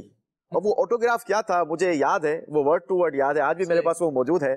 اس میں حاجی صاحب نے لکھا کہ دنیا میں بظاہر کم عمر بچوں نے بہت بڑے بڑے کام کیے ہیں, ہمیشہ اپنی سوچوں کو بلند رکھیں, کامیابی آپ کے قدم چومے گی. ماشاءاللہ. یعنی اگر آپ نے دنیا میں کوئی بڑا کام کرنا ہے تو پھر سب سے پہلے اپنی سوچ کو بڑا کرنا ہے. آپ بڑا سوچیں گے تو بڑا کرنے کی ہمت کریں گے, اور جب بڑا کرنے کی ہمت کریں گے تو پھر بڑی کامیابی ملے گی. تو یہ ایک میسج تھا حاجی مشتاق کی طرف سے. اللہ ان کی مزار پر اپنی رحمت و برکتوں کا نزول فرمائے, اور اللہ ہمیں بھی بڑا ویژن عطا فرمائے, کوئی دین کی بڑی خدمت ہم سے لے لے. آمین آمین. دعوت اسلامی کی مرکزی مجلس شورا کے اولین نگران حاجی مشتاق اتاری رحمۃ اللہ تعالیٰ علیہ تھے, اور کیا زبردست آپ کا انداز ہوتا تھا طلباء علم دین کے ساتھ شفقت کا, ان کے ساتھ محبت کا. عابد بھائی آپ نے بھی جب حاجی مشتاق اتاری رحمۃ اللہ تعالیٰ علیہ کے ساتھ کچھ وقت گزارا ہے, کچھ تذکرہ ہو جائے گا؟ جی الحمدللہ ہم پڑھتے تھے فیضان مدینہ میں جب, تو کیونکہ طلباء قربانی کی کھالیں جمع کرتے تھے امیر سنت کی ترغیب پر, حکم پر, تو ہم بھی وہاں حاضر ہوئے سلجر بازار کی طرف. تو کنز الایمان میں آپ تشریف فرما ہوتے تھے, مسجد کنز الایمان میں, تو وہاں پر سارے طلباء حاضر ہوئے تو بڑی محبت سے سینے لگایا ہمیں, اور تحفے دیے, اب سوٹ پیس دیے, بڑی محبت دی, دعائیں دی, اتنی توجہ سے ملے کہ دل باغ باغ ہو گیا.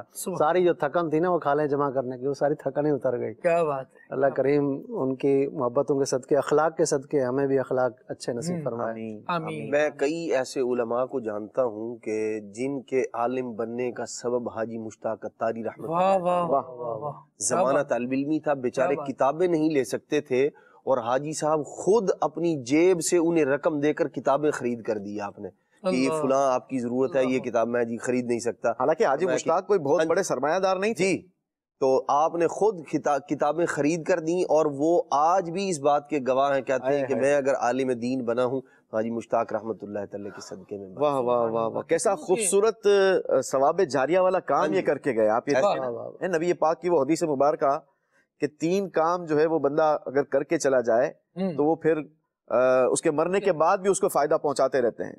تو اگر کسی طالب علم کو یہ کتاب دی ہے اور وہ اس نے اس کتاب سے پڑھ کر وہ عالم بن گیا, اب وہ جب تک یہ سلسلہ جاری رہے گا, حاجی مشتاق رحمۃ اللہ تعالیٰ علیہ کے لیے ثواب جاریہ کا یہ بھی ایک بہترین ذریعہ ہے. یہ تو ایک عالم دین ہونے کی حیثیت سے یوں سمجھیں کہ طلباء علم دین کی خدمت اور ان کی محبت حاجی مشتاق علیہ رحمہ کی ان کے ساتھ رہی, اور پھر اب وہ ماشاءاللہ عالم بنے, اور پھر الحمدللہ اپنی اپنی ذمہ داریوں کو نبھا رہے ہیں, اور کسی نہ کسی اعتبار سے دین متین کے خدمت کے شعبوں میں سے اپنے آپ کو وقف کیا ہوا ہے اور کام کر رہا ہے. بہت سارے وہ لوگ ہیں جو یوں باقاعدہ عالم تو نہیں بنے, لیکن مذہبی ماحول سے وابستہ ہونے کا سبب ان کے لیے حاجی مشتاق علیہ رحمت ہے. ان کے حقیقی دعوت, ان کی انفرادی کوشش, کتنے لوگ مدنی چینل کے ناظرین ہو, حالانکہ آڈیو کیسٹ کا زمانہ تھا, حاجی مشتاق اتاری رحمۃ اللہ تعالی علیہ کی نعتیں سن کر لوگ ماحول میں آئے. بس حاجی مشتاق اتاری کی آواز ہوتی تھی اور دل مچلنے لگتا تھا. یہ تھوڑی سی ایک جھلک یا کچھ اشعار حاجی مشتاق اتاری علیہ رحمہ کی آواز میں سنتے ہیں. سیر گلشن کون دیکھے داشت طیبہ چھوڑ کر, سیر گلشن کون دیکھے داشت طیبہ چھوڑ کر, سوئے جنت کون جائے در تمہارا چھوڑ کر,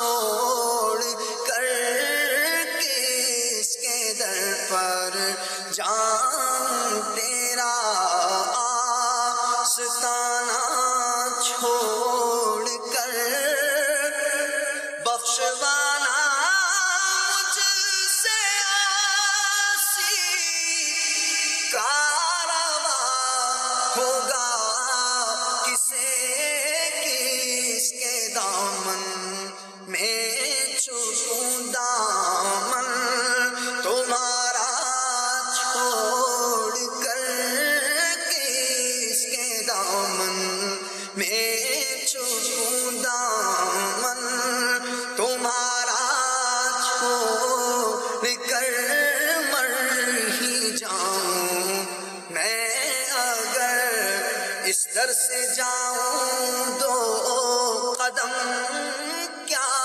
بچے بیمار غم قرب مسیحا چھوڑ کر کیا بچے بیمار غم قرب مسیحا چھوڑ کر مر کے جیتے ہیں جو ان کے در پہ جاتے ہیں حسن جی کے مرتے ہیں جو آتے ہیں مدینہ چھوڑ کر ہاں جی کے مرتے ہیں جو آتے ہیں مدینہ چھوڑ کر سیر گلشن کون دیکھے دشت طیبہ چھوڑ کر سوئے جنت کون جائے در تمہارا چھوڑ کر. ماشاءاللہ ماشاءاللہ. مدنی چینل کے ناظرین اور وہ ناظرین جنہوں نے حاجی مشتاق علیہ رحمہ کا زمانہ مس کیا یا ان کو نہیں دیکھا، ان کو اس زمانے میں نہیں سن سکے، اور ویڈیو آپ کی اتنی دستیاب ہیں نہیں کہ وہ اس طرح سے وائرل ہو، بہرحال لیکن آپ کی آواز لوگوں نے سنی ہوئی ہے، اور آج بھی الحمدللہ آپ کی آواز ہے جو کانوں میں رس گھولتی ہے. اور واقعی جس آواز کے لیے کہا جائے نا کہ یہ رس گھولنے والی آواز ہے، انداز بھی رس گھولنے والا ہے، آواز بھی رس گھولنے والی ہے، اور گفتگو میں بھی ماشاءاللہ ایسے ہی زبردست ملنساری تھی. بہت شکریہ ان کالر اسلامی بھائی کا جنہوں نے کال کی اور حاجی مشتاق علیہ رحمہ کا تذکرہ ہوا، اور پھر اتنی ساری باتیں آپ کے حوالے سے ہوئیں. مدنی چینل کے ناظرین، پھر اس بات کی طرف حاجی مشتاق علیہ رحمہ کے تذکرے کے آخر میں بھی ہم آتے ہیں کہ ایک پہچان تلاوت قرآن ہماری بھی ہونی چاہیے. آئیے مزید کال دیتے ہیں. اطہرت تاریخ شمباد سے عرض کر رہا ہوں، کھلے آنکھ صلی اللہ میں آج جو موضوع لیا گیا تلاوت قرآن بہت بہترین موضوع ہے. مبلغین اگر اس پہ روشنی ڈال دیں کہ درست مخارج کے ساتھ قرآن پاک پڑھنے کی کیا اہمیت ہے، اور بالخصوص جو دعوت اسلامی کے اعتکاف ہوتے ہیں اس میں کیا انتظام ہوتا ہے تاکہ عوام الناس بھی اس سے استفادہ حاصل کر سکے. انشاءاللہ اس کو ضرور لیتے ہیں، اور اس بات پر ہم نے بات کرنی ہی ہے. الحمدللہ دعوت اسلامی کا دینی ماحول ہے، یہاں تلاوت قرآن کی بات ہو، درست مخارج کی، درست سیکھنے کی بات نہ ہو، یہ کیسے ہو سکتا ہے. انشاءاللہ اس کو اس عنوان کو بھی لیتے ہیں. مزید کال دیجیے. ابو حرارات طارق گاؤں جارہ والا سے بات کر رہے ہیں. مجھے سننی ہے، ماہ رمضان آنے والا ہے. سبحان اللہ. مزید محمد ارسلان اتاری مدینۃ الاولیاء ملتان شریف سے بات کر رہا ہوں. کھلے آنکھ صلی اللہ کہتے کہتے میں آج کا موضوع بہت ہی پیارا ہے. عمر بھائی آپ سے عرض ہے، آپ یہ والا کلام سناتے ہیں. امام علیہ سنت امام احمد رضا خان کا لکھا ہوا عرش حق ہے مسند رفعت رسول اللہ کی. سبحان اللہ. اللہ کریم برکت دے. اچھا، میسیجز میں بھی یہ فرمائش ہے کہ حاجی مشتاق طاری علیہ رحمہ کا کلام سنا دیں، کوئی تو شامل ہوا. اچھا جی، ایک اور میسیج ہے، وہ کالز کے متعلق ہی ہے، انشاءاللہ گفتگو کریں گے تو پھر اسے لیتے ہیں. اچھا جی، بے شک دلوں کا سکون اللہ رب العالمین کے کلام میں ہے. نعت خان اسلامی بھائی سے عرض ہے، رمضان آیا، یہ کلام سنا دیں. اچھا جی، کلام سننا ہے سید صدا حسین ہے گجرات سے، اور کلام کون سا سننا ہے؟ آسیوں کو در تمہارا مل گیا. ٹھیک ہے جی. اور دل میں ہو یاد تیری گوشہ تنہائی ہو. ٹھیک ہے جی. اور گزارش ہے میرے بھائی کے لیے دعا کریں، وہ 3 سال سے ٹھیک نہیں ہے. اللہ پاک اپنے رحمت کی نظر فرمائے اور آپ کے بھائی کو صحت عطا فرمائے، تندرستی دے، شفا عطا کرے. کاشف الطاری ہیں جام شوروں سے اور کلام سننا ہے. وہ سوئے لال ازار پھرتے ہیں، منو شوق مدینہ جامردہ، اس کلام کی بھی فرمائش ہے. اور اذن طیبہ مجھے سرکار مدینہ دے دو. عمر بھائی آپ کی طرف ہیں اور 7 منٹ آپ کے پاس ہیں، کچھ کلام شامل کیجیے. صلی اللہ علیہ وسلم، صلی اللہ علیہ وآلہ وسلم. اذن طیبہ مجھے سرکار مدینہ دے دو. اذن طیبہ مجھے سرکار مدینہ دے دو. اذن طیبہ مجھے سرکار مدینہ دے دو. اذن طیبہ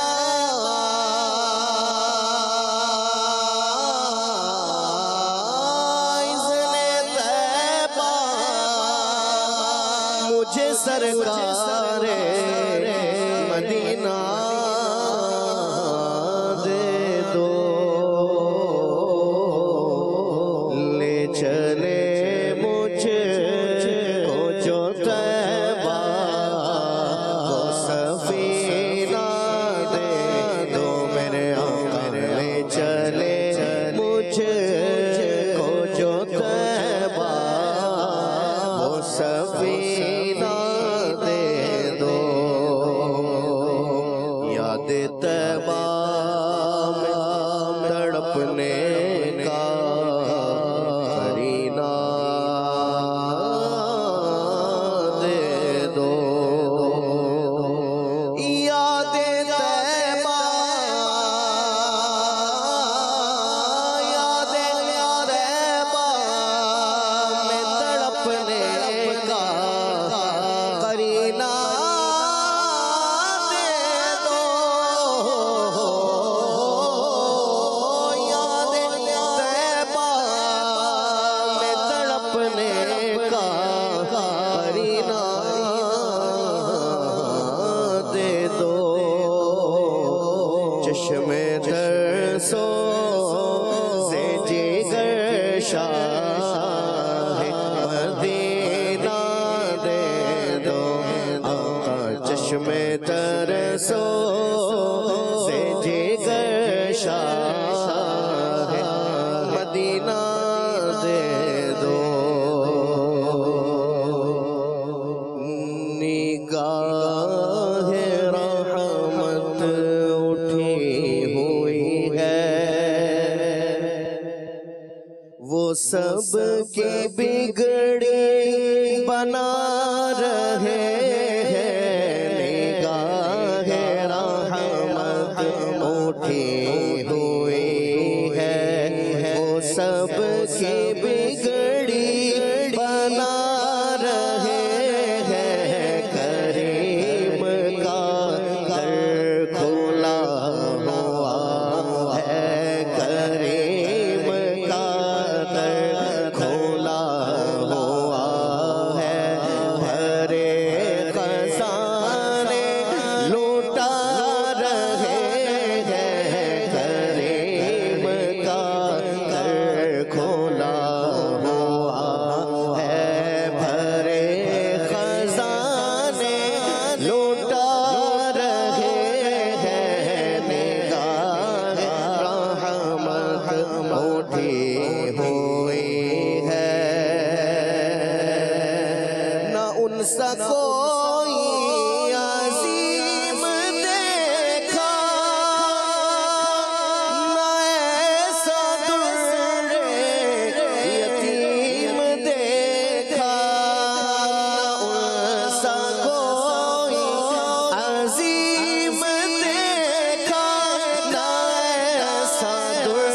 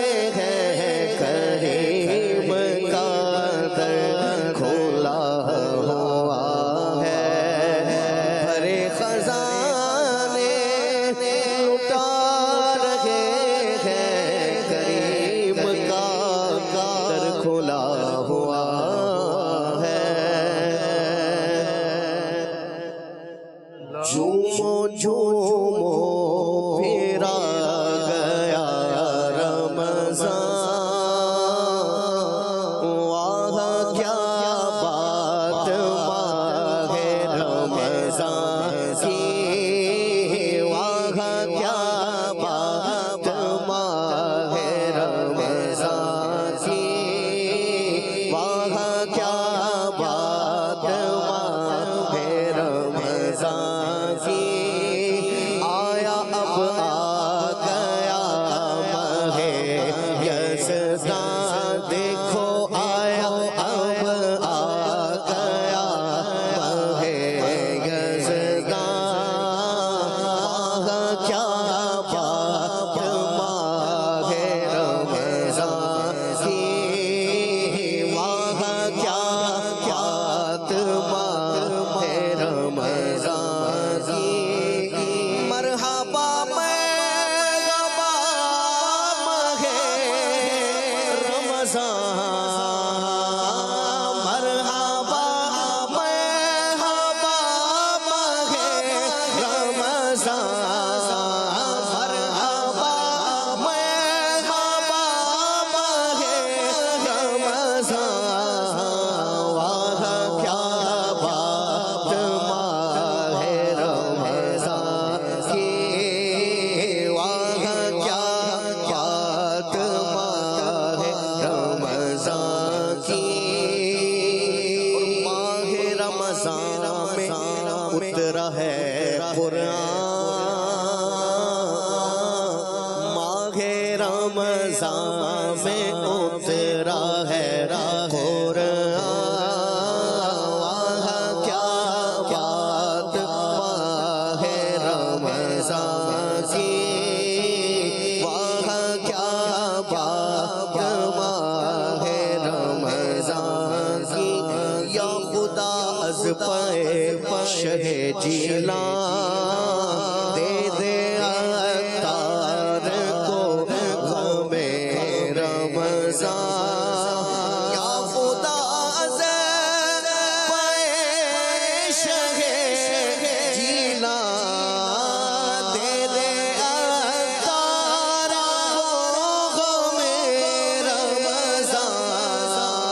ये बने काश आशिक़ रमज़ान, वाह क्या बात माहे रमज़ान की, वाह क्या बात माहे रमज़ान की। माशाअल्लाह उमर भाई पढ़ रहे थे और दिल कर रहा था कि सुनते चले जाएं, लेकिन सिलसिले का वक्त इख्तिताम की तरफ है और एक इम्पोर्टेंट मैसेज जो है उसको भी शामिल करना है, और वो ये है कि वाकई लोग कुरान मजीद पढ़ना चाहते हैं और दुरुस्त अंदाज से पढ़ नहीं पाते, सही अंदाज से पढ़ना सीखा नहीं है, तो फिर वो क्या करें। मैसेज है कि यहाँ पर भी आया हुआ है, कुछ लोग ऐसे हैं जिनको बोला जाए कि कवायद दुरुस्त कर लें, मदनी कायदा वगैरह पढ़ लें, और फिर ताकि अच्छे अंदाज से कुरान पाक पढ़ा जा सके, तलफ़ुज़ दुरुस्त हो जाएंगे। तो वो कहते हैं कि जब हम कायदा पढ़ने लगते हैं तो फिर हमसे कुरान नहीं पढ़ा जाता। तो यूसुफ भाई क्या रहनुमाई करेंगे, क्या बताएंगे कि मखारिज दुरुस्त करें या जैसा पढ़ रहे हैं वैसे ही पढ़ते रहें? नहीं, देखें, सबसे पहले तो ये बात समझना ज़रूरी है कि कुरान मजीद फ़ुरक़ान हमीद जो नाजिल हुआ वो अरबी ज़बान में नाजिल हुआ जी, और अरबी ज़बान इट्स नॉट ईजी लैंग्वेज, ये आसान ज़बान नहीं है। इसको मखारिज के साथ, इसकी सही प्रोनाउंसिएशन के साथ पढ़ना ज़रूरी है। क्यों ज़रूरी है इसका अंदाज़ा इस मिसाल से बआसानी समझा जा सकता है कि हम कुरान की तिलावत करते हैं सूरह फातिहा की, अल्हम्दुलिल्लाहि रब्बिल आलमीन, ठीक है। अल्हम्द, ये हा जो है ना, ये कई सारे लोगों से अदा नहीं होता जब तक इसकी बाकायदा प्रैक्टिस ना की जाए, इसको सीखा ना जाए। तो अब ऐसा नहीं है कि सीखा तो भी दुरुस्त, ना सीखा तो भी दुरुस्त। अगर इस पर तवज्जो ना की और इसको नहीं सीखा तो ये ट्रांसलेशन में बहुत बड़ा फर्क डाल देगा, ठीक है। अल्हम्दुलिल्लाहि रब्बिल आलमीन के माना है तमाम तारीफें अल्लाह पाक के लिए हैं, ठीक है। अब अगर कोई डेलिबरेटली या अनडेलिबरेटली अल्हम्द की जगह पर अलहम्द पढ़कर माज़अल्लाह गुजर जाता है, तो अब इसके पता है माना कितने चेंज हो जाएंगे। यहाँ पर उसके माना हो जाएंगे तमाम शौले और बुराइयां माज़अल्लाह अस्तगफिरुल्लाह अल्लाह के लिए। अब आप गौर करें कि कुरान ہمیں برکت دینے والی کتاب ہے، اس میں ہم نے اللہ کی تعریف بیان کرنی ہے جو لکھی ہوئی ہے، اور ہماری زبان سے ہم کیا کر رہے ہیں، تو یہ ہمیں سیکھنا ضروری ہے۔ اچھا، اس کا میں آسان آپ کو ورژن بتا دوں، چونکہ ٹیکنالوجی کا دور ہے جی، ہمارے ہاتھوں میں موبائل ہے، ہمارا جو اسمارٹ موبائل ہے وہ بغیر کسی ای میل آئی ڈی کے آپ کو ایکسس نہیں دیتا، ٹھیک ہے، اور ای میل آئی ڈی بنانے کے لیے آپ ایک پاسورڈ کریٹ کرتے ہیں، ٹھیک ہے۔ ان لوگوں کے لیے میں یہ مثال دے رہا ہوں جو اس بات کو ڈینائی کرتے ہیں کہ نہیں جناب مخارج کے ساتھ پڑھنا ضروری نہیں ہے، یا اللہ غفور الرحیم ہے، معاف کرنے والا ہے، اتنا مشکل اسلام نہیں ہے۔ میں ان لوگوں کو سمجھانا چاہ رہا ہوں، آپ دیکھیں کہ جو چیز جیسے ہے نا اس کو ویسا کرنا ضروری ہے۔ کیوں ضروری ہے؟ آپ کے ہاتھ میں اسمارٹ فون ہے، ٹھیک ہے، آپ ای میل کی آئی ڈی بناتے ہیں، پاسورڈ کریٹ کرتے ہیں، آپ نے مثال کے طور پر پاسورڈ کریٹ کر دیا احمد، ٹھیک ہے، اب احمد لکھنے میں آپ جب پاسورڈ کریٹ کر رہے ہیں آپ نے اے کیپٹل لکھا، باقی ساری ورڈز آپ نے اسمال لیٹر سے لکھے ہیں۔ اب میرا آپ سے یہ سوال ہے، مجھے بتائیں کہ جب آپ دوسری بار اپنی ای میل کا ایکسس چاہیں اور آپ پاسورڈ میں احمد کی جگہ پر احمد ہی لکھیں، ٹھیک ہے، لیکن کیپٹل اے کی جگہ پر آپ اسمال اے لکھ دیں، میرا آپ سے سوال ہے، مجھے بتائیں کیا آپ کو ای میل کا ایکسس مل جائے گا؟ یقیناً ہر ذی شعور کہے گا نہیں ملے گا۔ کیوں نہیں ملے گا جناب؟ احمد کی جگہ پر احمد ہی تو لکھا ہے، کیا چینجنگ کر دی؟ تو آپ کہیں گے صرف فرق یہ ہو گیا بھائی کہ جہاں پر آپ نے کیپٹل ورڈ لکھا تھا کریٹ کرتے ہوئے، وہاں پر آپ نے اسمال لیٹر لکھ دیا، دیٹس مین آپ کو ایکسس نہیں ملے گا۔ تو جہاں آپ کو ای میل کا ایکسس نہیں مل رہا، اور یہ تو بندے کا بنایا ہوا ایک سافٹ ویئر ہے، ایک طریقہ کار ہے، تو ہم تو جو بات کر رہے ہیں وہ رب کے کلام کی بات کر رہے ہیں، ٹھیک ہے۔ اسی طریقے کی ایک مثال، آپ چابی لے لیں، ٹھیک ہے، چابی کے جو دندانے ہیں، جو اس کے دانت ہیں، وہ ایک انداز کے ساتھ بنائے ہوئے ہیں۔ اب اگر کوئی آ جائے اپنی چابی لے کر کہ جناب میں نے اس چابی سے اپنا تالا کھولنا ہے، یہ تالا کھولنا ہے، تو مجھے بتائیں کہ کسی بھی چابی سے کوئی بھی تالا کھل جائے گا؟ نہیں کھلے گا۔ تو جو چابی جس تالے کے لیے جیسے بنائی گئی ہے اس کو ویسے ہی لگانا ضروری ہے، اور اسی چابی سے یہ ایکسس دے گا آپ کو۔ تو قرآن مجید فرقان حمید بھی عربی زبان میں نازل ہوا، اور عربی کا ایک تلفظ ہے، اس کی پروناؤنسیشن ہے، اس کو اسی پروناؤنسیشن کے ساتھ سیکھنا ضروری ہے۔ اب سوال یہ پیدا ہوتا ہے کہ جناب کہاں سیکھیں، کون سکھائے، کون سکھائے گا؟ ہم تو جو ہے اب عمر بھی بڑی ہو گئی، اب ہم بچوں کی طرح جا کر مدرسے میں ٹائم بھی نہیں دے سکتے، تو اللہ سلامت رکھے ہم جس دور میں موجود ہیں نا، یہ بڑا شاندار دور ہے، واقعی شاندار دور اس لیے کہتا ہوں میں اس کو کہ اس میں ہمیں دعوت اسلامی کی صورت میں ایک ایسی نعمت اللہ نے عطا فرمائی ہے کہ جس نے ہماری بہت ساری مشکلوں کو، بہت ساری ضروریات کو بہت آسان طریقے سے ہمیں عطا کر دیا ہے۔ الحمدللہ دعوت اسلامی کا مدرسۃ المدینہ بالغان موجود ہے، جو ہمیں ہماری مسجدوں میں، عاشقان رسول کی مساجد میں مدرسۃ المدینہ بالغان لگایا جاتا ہے۔ آپ کی دکانوں پر آ کر ہمارے قاری صاحبان پڑھاتے ہیں، آپ کے بازاروں میں آ کر قاری صاحبان پڑھاتے ہیں، اور اگر آپ یہ بھی وقت نہیں دے پاتے کہ جناب ہم نہیں دے سکتے اس وقت ٹائم، تو الحمدللہ دعوت اسلامی نے فیضان آن لائن ایک ڈپارٹمنٹ قائم کر دیا، ایک شعبہ بنا دیا، اس کے ذریعے آپ اراؤنڈ دا کلوک جس وقت قرآن سیکھنا چاہیں آپ کے پاس قاری صاحب موجود ہوں گے۔ ہاف این آور کی سیپریٹ کلاس ہوگی، 1 to 1 آپ کو سکھایا جائے گا، بس ایک کاش کہ ہم سیکھنے والے بن جائیں۔ اللہ ہمیں ذوق قرآن عطا کرے۔ اور ایڈریس آپ نوٹ فرما لیجئے، فیضان آن لائن کے حوالے سے قرآن teacher.net یہ ویب سائٹ ہے، اس پر بھی وزٹ کیا جا سکتا ہے۔ قرآن مجید پڑھنے کا ذوق ہو تو ذرائع بہت ہیں، دعوت اسلامی کے دینی ماحول سے وابستہ رہیں گے تو ذرائع کی اختیار کرنا آسان ہو جائے گا، کس طرح سے یہ کام ہو سکتا ہے، یہ کام کرنا آسان ہو جائے گا۔ اللہ تبارک و تعالیٰ میں خدمت قرآن کا ذوق بھی عطا فرمائے، تلاوت قرآن کا شوق بھی عطا فرمائے۔ سبحانک اللہم و بحمدک، اشہد ان لا الہ الا انت، استغفرک و اتوب الیک۔ صلاۃ والسلام۔ مصطفیٰ جان رحمت پہ لاکھوں سلام، شمع عزم ہدایت پہ لاکھوں سلام۔ کاش محشر میں جب ان کی آمد ہو، بھیجے سب ان کی شوقت پہ لاکھوں سلام۔ تو مجھ سے خدمت کے قدسی کہے ہر رضا، مجھ سے خدمت کے قدسی کہے ہر رضا،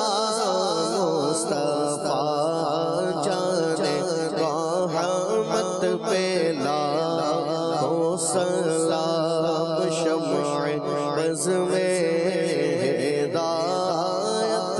پہ لاکھوں سلام۔